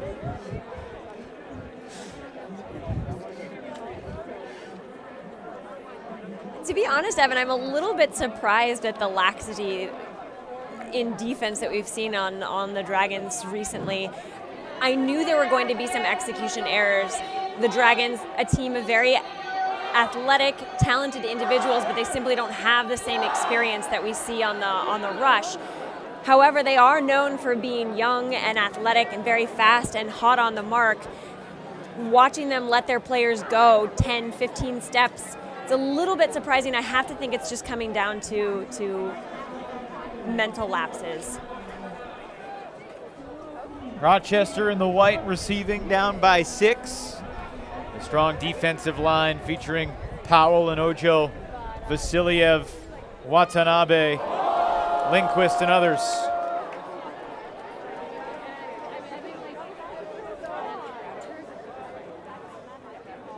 Jones will pick up off the turn. Swings to Vasiliev. And here's Powell. Gets it back to the handler, who takes a spill. Little lefty backhand, crafty from Vasiliev to the end zone. Hovering inches above the turf is Jonathan Martin for the Toronto Rush score. And that all started with a little lefty backhand, which is such a crafty change of pace throw that you're seeing more and more at the elite level. A weapon that you pull out once or twice a game. And off the Rochester drop, Toronto capitalizing.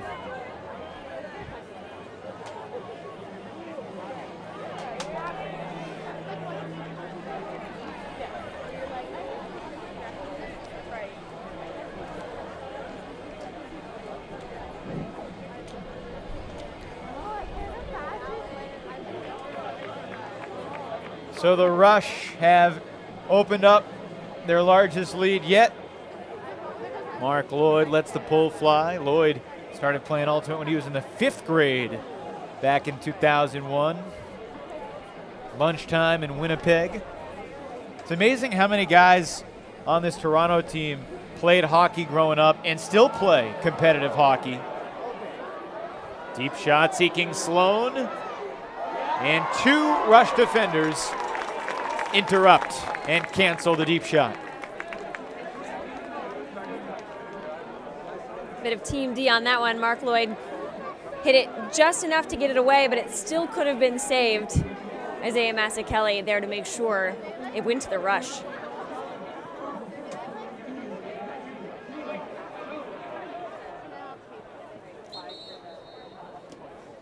Timeout called by Toronto. Took him a while to find Pinto underneath. And Evan Phillips will talk it over. Charging out on the field, the Toronto coach that goes by the name Dime. The Rush leading by a touchdown and an extra point in their home opener.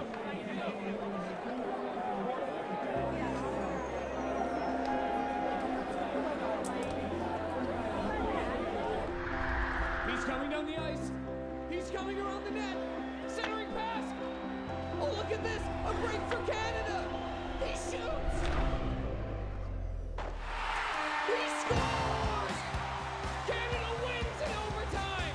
Canada back on top of the world.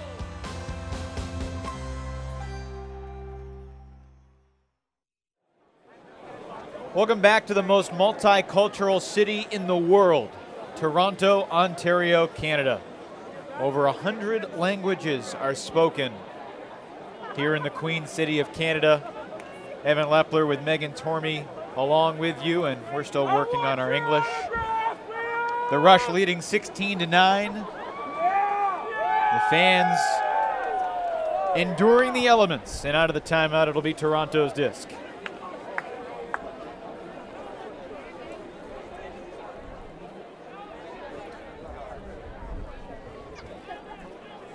Out of the timeout. The offensive line out there for Toronto. Masick Kelly lets it fly. Lloyd in pursuit. And I think that throw is intended for Armitage, but he made it in cut right as the backhand was let go. Double team at the front corner of the end zone. Over Rick, Yearwood intercepts. Yearwood's had a nice game. Lloyd's pass through the hands of his intended target, Isaiah Masick Kelly.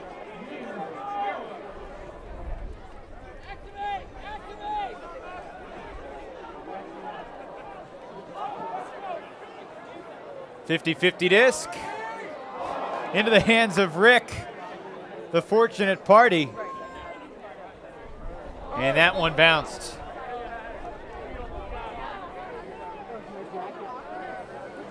Hard to say whether Max Rick read that disc better than everybody else or just got a little lucky.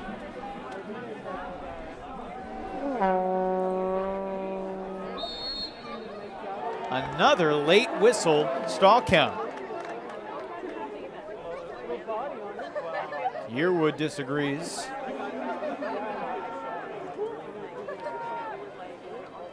The Zebras have been consistent with these quick stalls.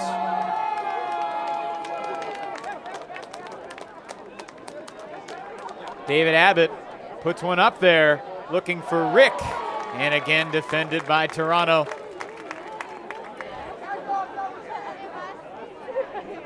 Lloyd in the back of the end zone.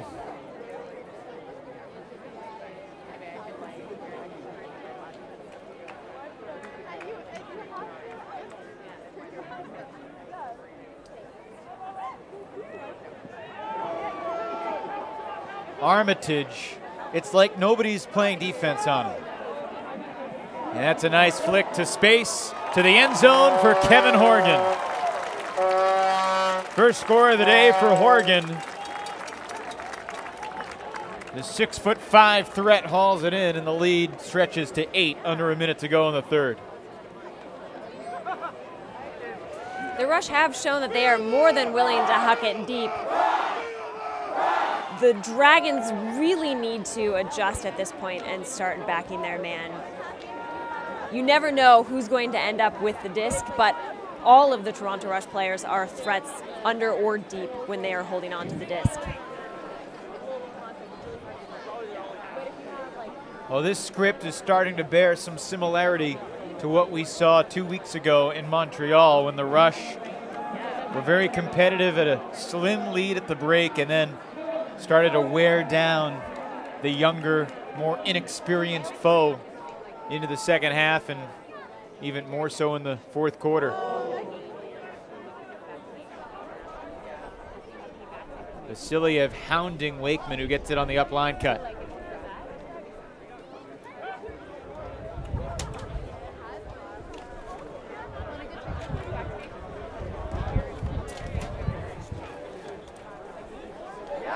Nearly a Callahan and a turn.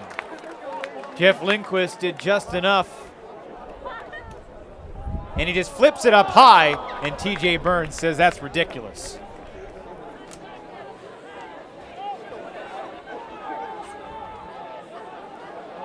I'm not sure what you would call that last throw from Jeff Lindquist. I was trying to think of it myself. They have gotten a little casual with the discs they're tossing into the end zone. And that's the end of the quarter. Rochester runs out of time after it was 11-7 at the break. Toronto outscores Rochester 6-2 in the third, stretching the lead to 8 goals. Still 12 minutes to go. Rochester is going to need one heck of a rally to win on the road against the defending champs here in Toronto.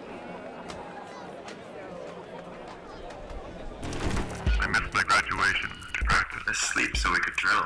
I missed anniversary, Father's Day, Mother's Day, Valentine's Day, Saturday. I missed the playing place. I even missed my parents' anniversary. I missed a lot.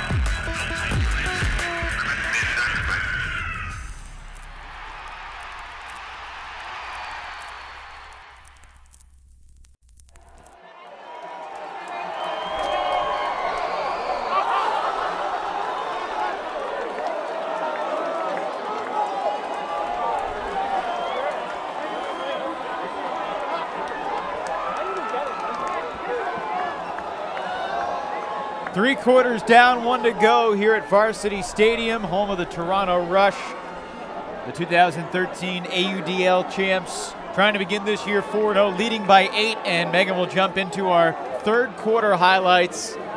Again, Jeff Powell, a very common name, Adrian Yearwood with some big Ds too. Let's take a look.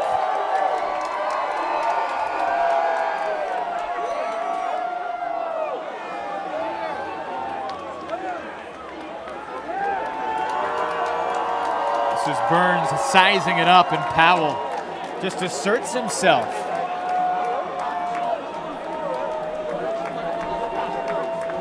Did he make the catch? It counted. TJ Burns, the leading goal scorer for Rochester last year. The crowd going nuts in front of us because the t-shirt cannon has appeared.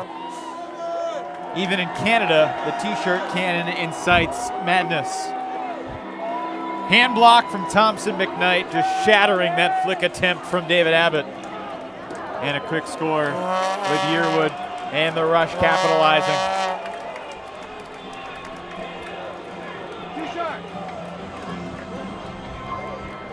Rochester has made some plays, but it hasn't made enough plays, and nor have they been consistent enough with their easy plays. And I think that's really what's crucial for them right now, and it's certainly something that they can work on over the season. It's nice to know that they don't have to improve dramatically, but rather just coalesce with the easy throws and catches to make them more of a contender.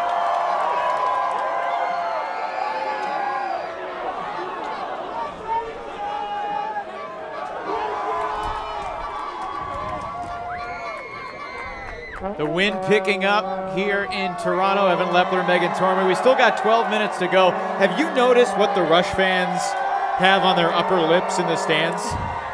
I believe that is what is called a rustache, Evan. Do you know the origins of the rustache? I do not know the origins of a rustache. I know there's a Twitter account. I know that by the end of the game, I think they'd like to see me with a red mustache. So we're working on that. They have devoted fans here in Toronto. Through the rain, through the sunshine, they have been here. They've been energized.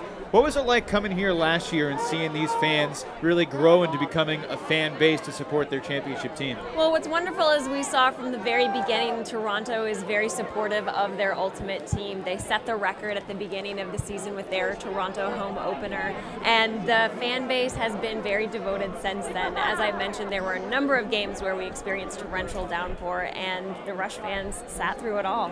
You talked to Jim Lloyd before the game. We've gotten to know Rob Lloyd, Mark's father and uncle, respectively, and the passion that these folks have for Ultimate. And Lee Semrau, who's the owner of the Rochester Dragons, he created the Buffalo Hunters in 2011. They moved to Rochester in 2012. He's a guy who had never seen Ultimate before, and then he bought a professional Ultimate team and really has grown to love the game. Yeah, he said his first Ultimate game that he saw was after he had purchased the team. So a leap of faith on his part, but he says he absolutely loves the game and wishes that he had had the opportunity to play the game. He said he would have been very good at laying out. Do you know where I can get a Vuvuzela? Are they around here? I'm about to go steal one for you right now, Evan.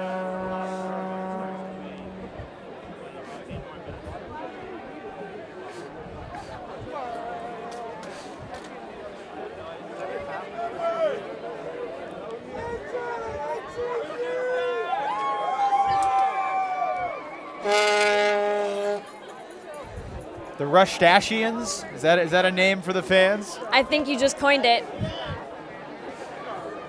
Fourth quarter about to start here in Toronto. The home team leading by 8.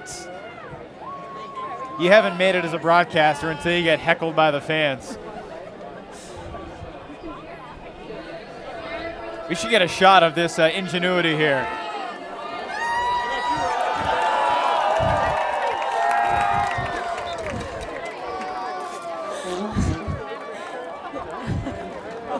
We got our stashes.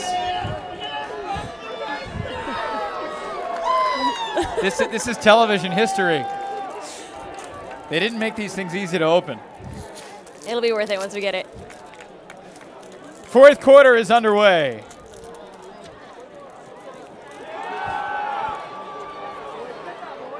over Lloyd, and a turnover. Now the key is to not let it blow away out of the booth. Well, it's been a trip to Toronto. We have our red mustaches, appropriately referred to as the Rush Dash. Deep shot. Abbott looking for Norton. In and out of his grasp in the end zone.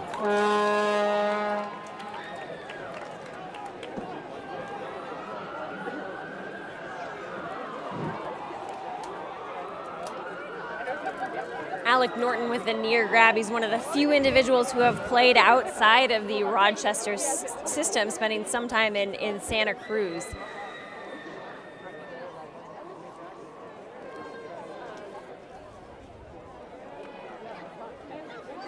Without a breakfast in Santa Cruz between Mark Lloyd and his dad, perhaps the Toronto Rush would not exist. And Lloyd gets vertical. He took the elevator up and then finds Armitage. Mark Lloyd defying gravity once again. And Abbott shaken up in the end zone. He was holding his hand.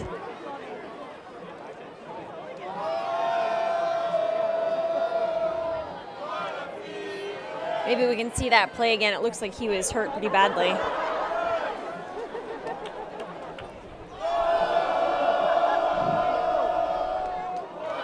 Well, Lloyd over the top, timed it perfectly. And then Abbott in pursuit. Oh, he just hit his wrist and he hit his tailbone pretty good too.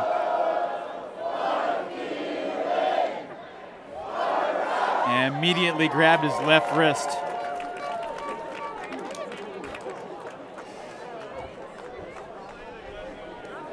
The incredible thing is Mark Lloyd is only 6'2".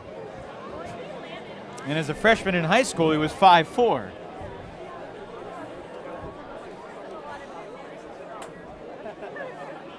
Athletic trainer on the field tending to David Abbott. Currently plays for Brian Jones at SUNY Geneseo.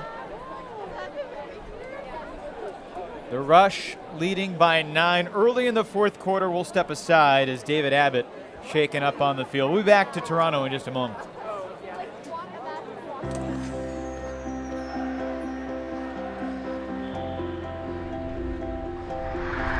He's coming down the ice. He's coming around the net. Centering pass. Oh, look at this. A break for Canada. He shoots. He scores. Canada wins in overtime. Canada back on top of the world.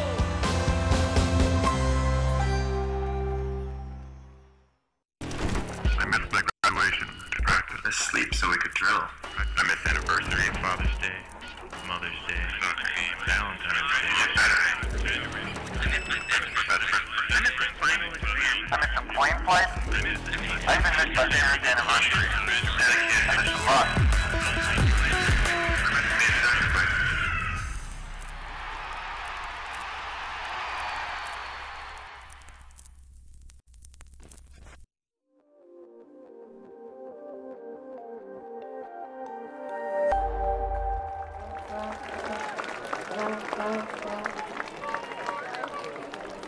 The fans led by some rufescent mustaches. Here in Toronto, the Rush lead by 9. David Abbott shaken up. Looked like he injured his left wrist. And he'll be looked at as you see him strolling off the field. Toronto's got a comfortable lead, up by 9. The Rush looking to remain unbeaten, along with San Jose, the only 2 undefeated teams now left in the 3-conference 17-team AUDL.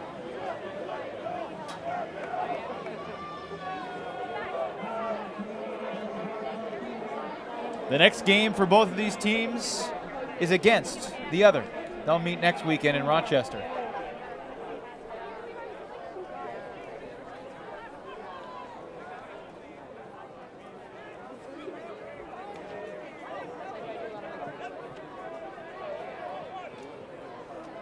Will Sloan. And Ojo again gives up the body and makes another sensational play on defense. He's good for 1 or 2 highlight reel plays a game. And most of them will include a layout.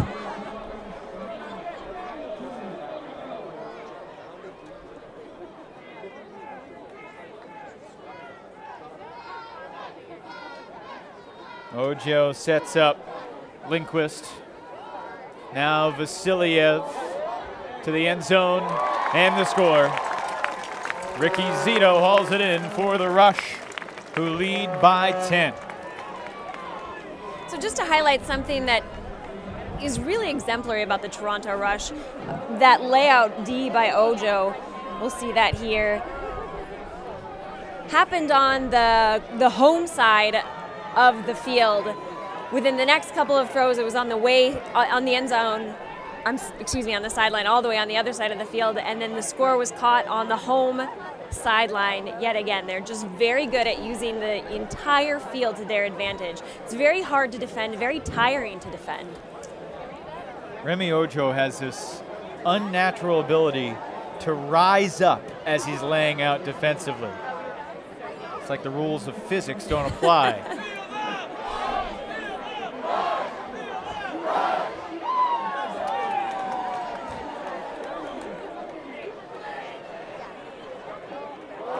Another careless turnover.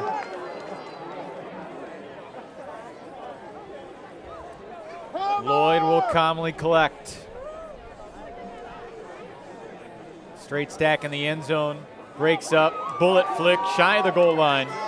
And Harris over the head of Armitage. And incomplete. Huck and Hope. Lloyd versus Ferraro, and Mark Lloyd once again proves to be in a league of his own. That was outrageous, and that should be in the SportsCenter top 10. If it's not, it should be. Wow. A battle of the two very best from both teams.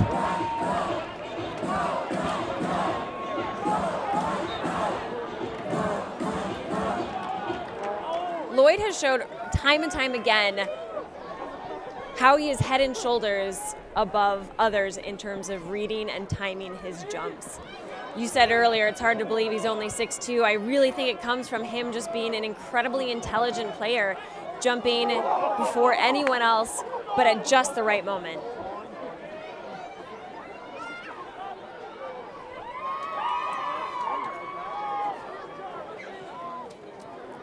This is Kevin Horgan. Again, Armitage open, easy for Toronto.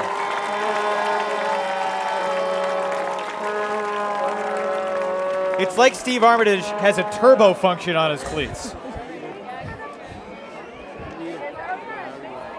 There's something going on. He has definitely bolstered his stats this game simply by being left alone so often. He's got breakaway speed. Here's again the D from Lloyd. Hangs in the air forever and timed it absolutely perfectly.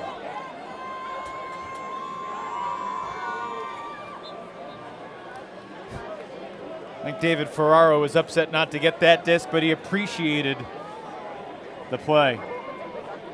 And absolutely not a foul. At the other end, watch Armitage break away. Looks like he's running a fast forward, doesn't it? I guess his years of track are coming into play. I would say so. A few years back, he's now 31. Hard to believe he was much faster than that at 21.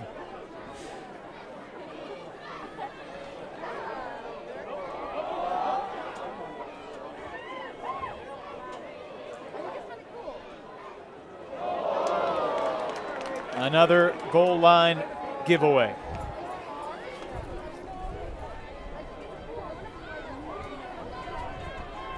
was only a one-score game at the end of one. It was a four-score game at the half, and now the Rush lead by a dozen.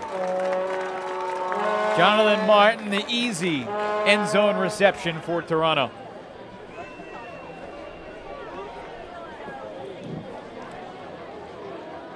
Doesn't it just feel like Rochester's gas tank is on empty?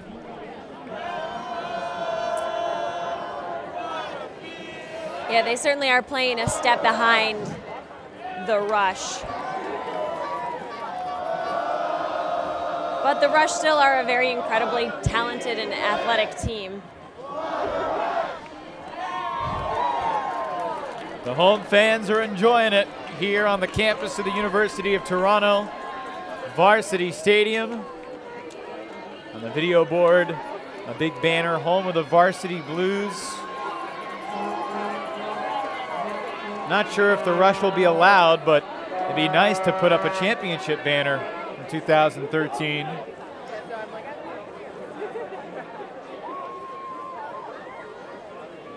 We'll be back here again for a regular season game in June, and then we expect to be back here for the playoffs come July.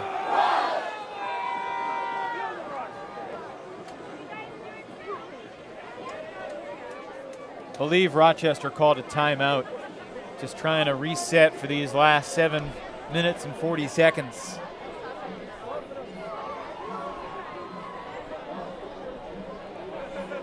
Rained on and off through the first half, but ever since we took our break at the half, we have seen the sunshine and the blue sky here in Toronto.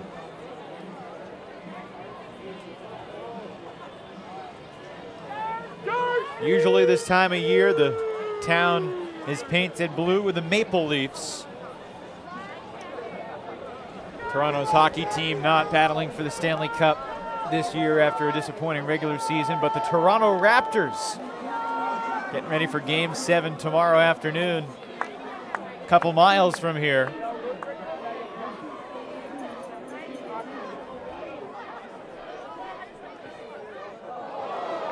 Max Rick unable to connect with Zach Smith.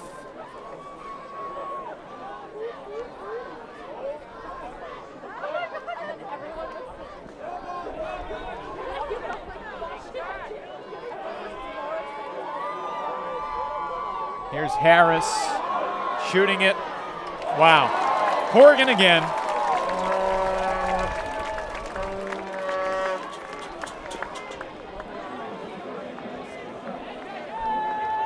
Kevin Horgan with a score just there. He's a 26-year-old, one of the many players on the Toronto Rush who plays for GOAT. I think I've counted 17 individuals on the Toronto Rush play for the elite men's team of Toronto GOAT. So that's quite a lot of chemistry that's already been built into their system. But Kevin Horgan, he's 6'5" and 200 pounds, one of their larger players. Played at Western Ontario, the school that Mark Lloyd attended. Cam Harris went to Guelph University, that's where he works now, about an hour and a half west of Toronto. Cam Harris said that he found out about the Toronto Rush coming into existence. He got a text or an email from Mark Lloyd saying, the AUDL is coming to Toronto and I want you on the team. And he said immediately it was a done deal. Not a lot of tricky negotiating in terms of securing that contract.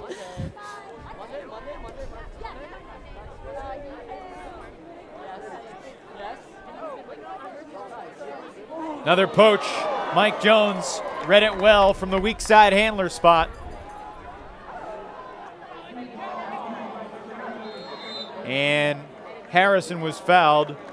The integrity clause invoked by Zach Smith. Respect. And it quickly leads to a Toronto score. This time it's Jackie Howe, one of the rookies on this year's Rush roster. Certainly not not surprised to see number 24, Zach Smith, employ the integrity rule there by calling the foul on himself. You see him do it immediately, saying, "It was me, I fouled him." He is known for having a lot of heart, being the emotional drive of the Rochester Dragons. Something I think that's very interesting about him, when he first found out about Ultimate, he said he fell in love with the idea of the game. Interesting choice of words. He didn't say I fell in love with the game, but rather the idea of the game. So the spirit of the game, very important to Zach. It was fun to see him show that on the field today. You hear that over and over again. Once one is exposed to Ultimate, he or she usually loves it.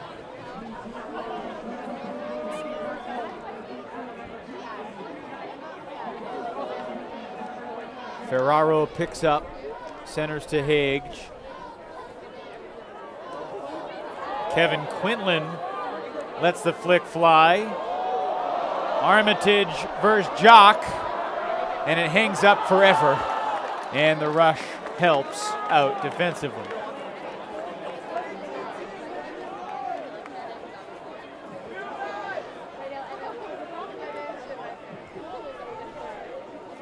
Armitage wants to go deep again from the front of the stack.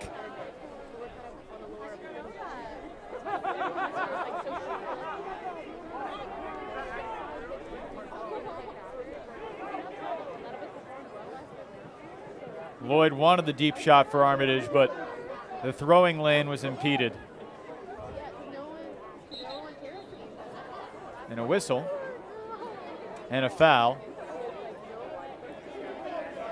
I think it was an offensive foul or a pick.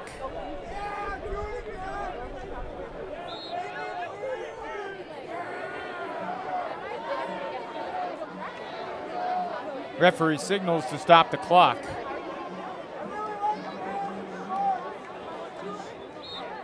It's a pick, so they lose some yardage. Reset with Thompson McKnight.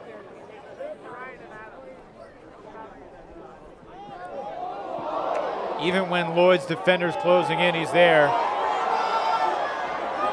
Help defense from Will Sloan, preventing Pinto from tracking that disc. Beg your pardon, that's Mostagimi, 64. Under 5 minutes to play here at Varsity Stadium, where the Rush are en route to another seemingly routine victory.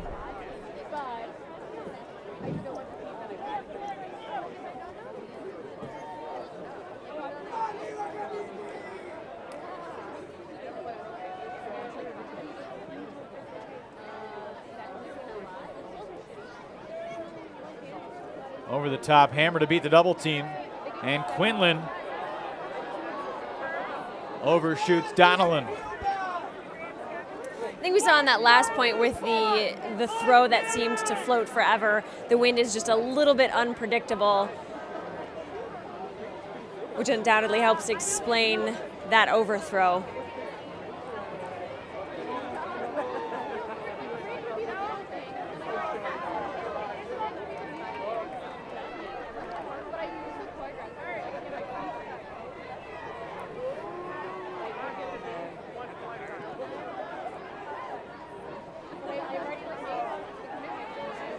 The Rush so efficient and reliable in the reset department.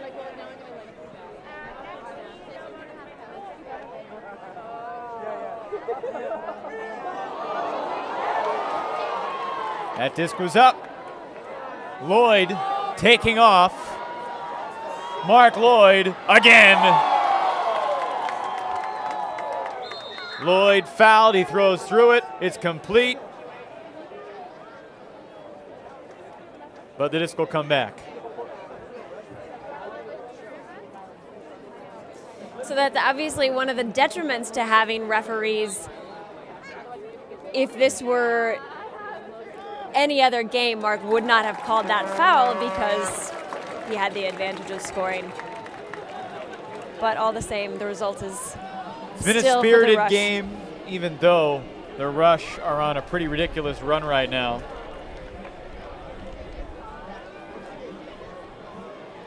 I think that's 8 straight points for Toronto as we tick under 3 minutes to play.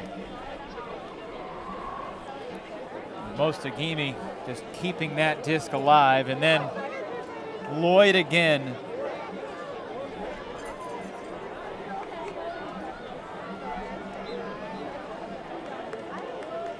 You may not talk enough about Mark Lloyd's reading ability, and I'm not talking about the time he spends in the library.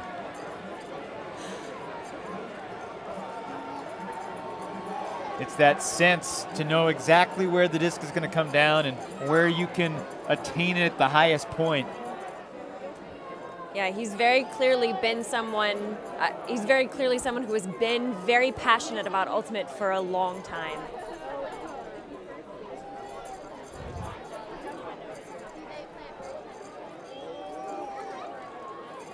Well, Mark Lloyd and his dad, Rob, and his uncle, Jim, have created a great foundation here of ultimate talent. And again, this is Anatoly Vasiliev with a layout D. Vasiliev resets to Harrison. Forward Harrison over to Jones. Back to Vasiliev. And he's just unguardable in that spot. Cameron Harris hauls in another Toronto goal, and the Rush are pouring it on.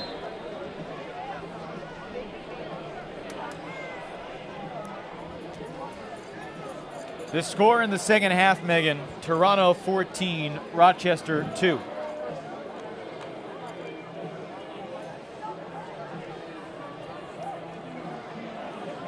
And it's defensive plays like that that has gotten Toronto in complete and total control.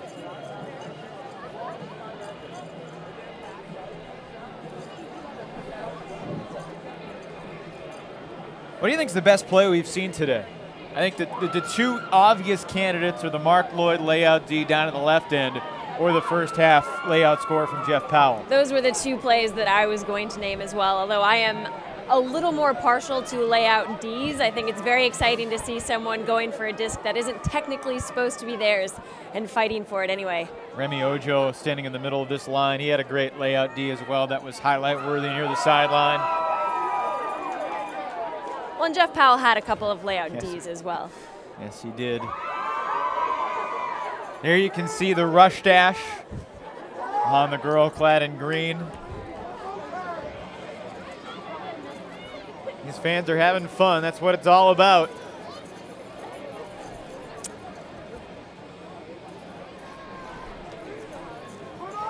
I did not even know they made red self-adhesive mustaches. How could you not know that? I certainly know now.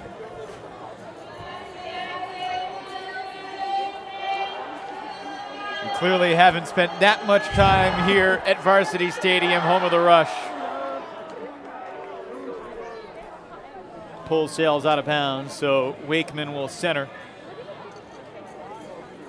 This Rochester team has some pieces, and it has some talent, and it has some potential. But right now that potential is somewhat unfulfilled, especially against a team of Toronto's caliber. And the defensive intensity just never relents.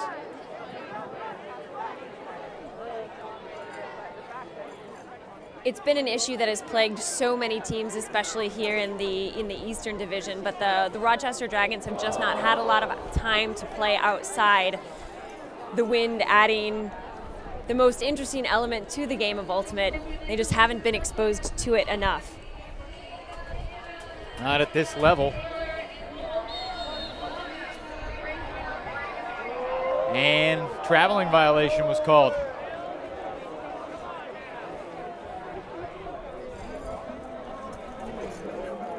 "90 seconds left in regulation. The champs have dominated since halftime. And just the third goal of the second half for Rochester, and this one hauled in by David Ferraro.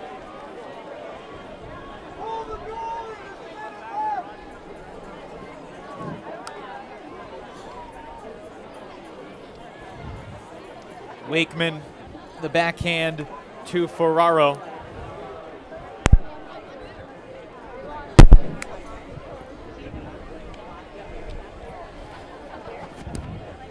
Just over a minute left, and the Dragons able to cross into double figures, something they did not do against New York last Saturday.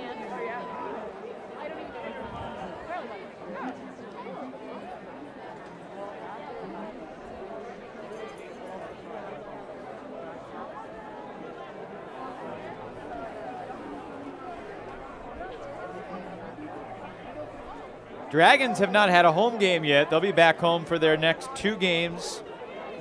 Next Saturday against these champs from Toronto, and then the following Saturday, the 17th, against the New York Empire.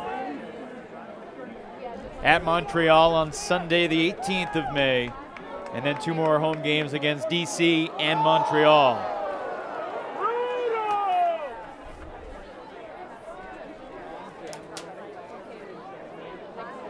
The Rush beginning a nice stretch of 4 out of 5 at home. The only exception to that next week in Rochester. One more for Toronto. Jonathan Martin has been a familiar name to echo tonight. Toronto at Rochester next Saturday, then a week off before hosting the DC Breeze and Tyler DiGirolamo, Alex Thorne, Brett Matsuka, and Alex Gesquier, their championship-winning coach. That'll be a game here at Varsity Stadium on May the 24th. And then Toronto hosts Montreal the final day of May before Rochester comes back here again on June 8th. The regular season exclusively against teams within your division. And in the postseason, that's when the conferences will clash, likely here in Toronto in July.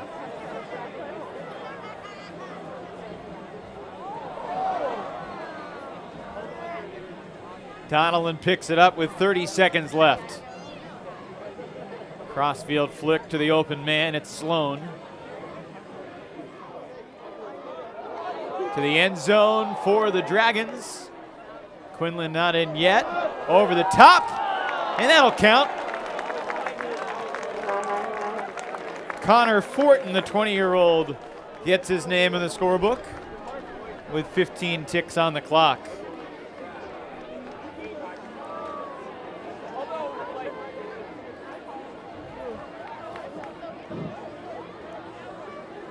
As any fan of Game of Thrones will tell you, dragons when they're young, very cute.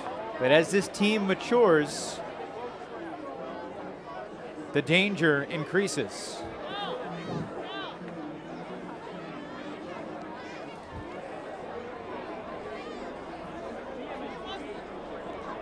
It was a 1-score game at the half, 5-4 at the end of the first quarter, 5-4, 11-7 at halftime, and Toronto has simply worn Rochester down here in half 2.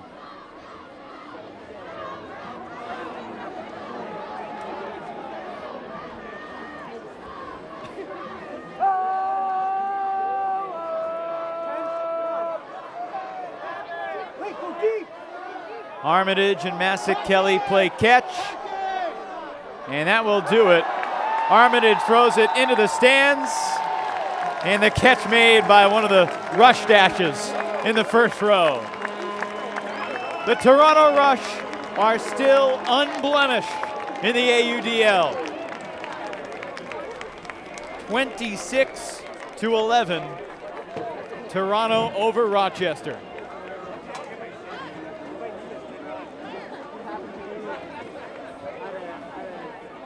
Armitage ends it with a turnover to the delight of the fans. And a nice catch. I think he wants to play. Well, we've sent Megan down to the field. She'll chat with one of the victorious Toronto players in just a moment. The Rush improved to 4-0. The Dragons fall to 1-3. Next Friday night, really this Friday night, we'll be with you from the north side of Chicago as the Wildfire will host the Indianapolis AlleyCats in a really crucial matchup in the Midwest Division. It's a 7 o'clock Central Time start, 8 o'clock Eastern. The Rush appreciate their fans, and the feeling is mutual.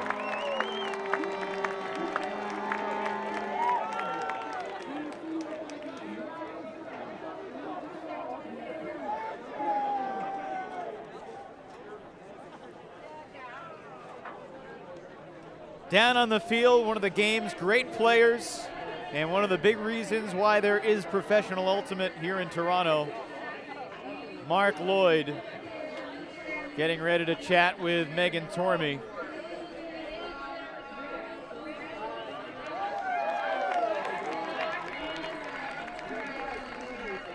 And if we can, let's send it down to Megan, who's with Mark Lloyd.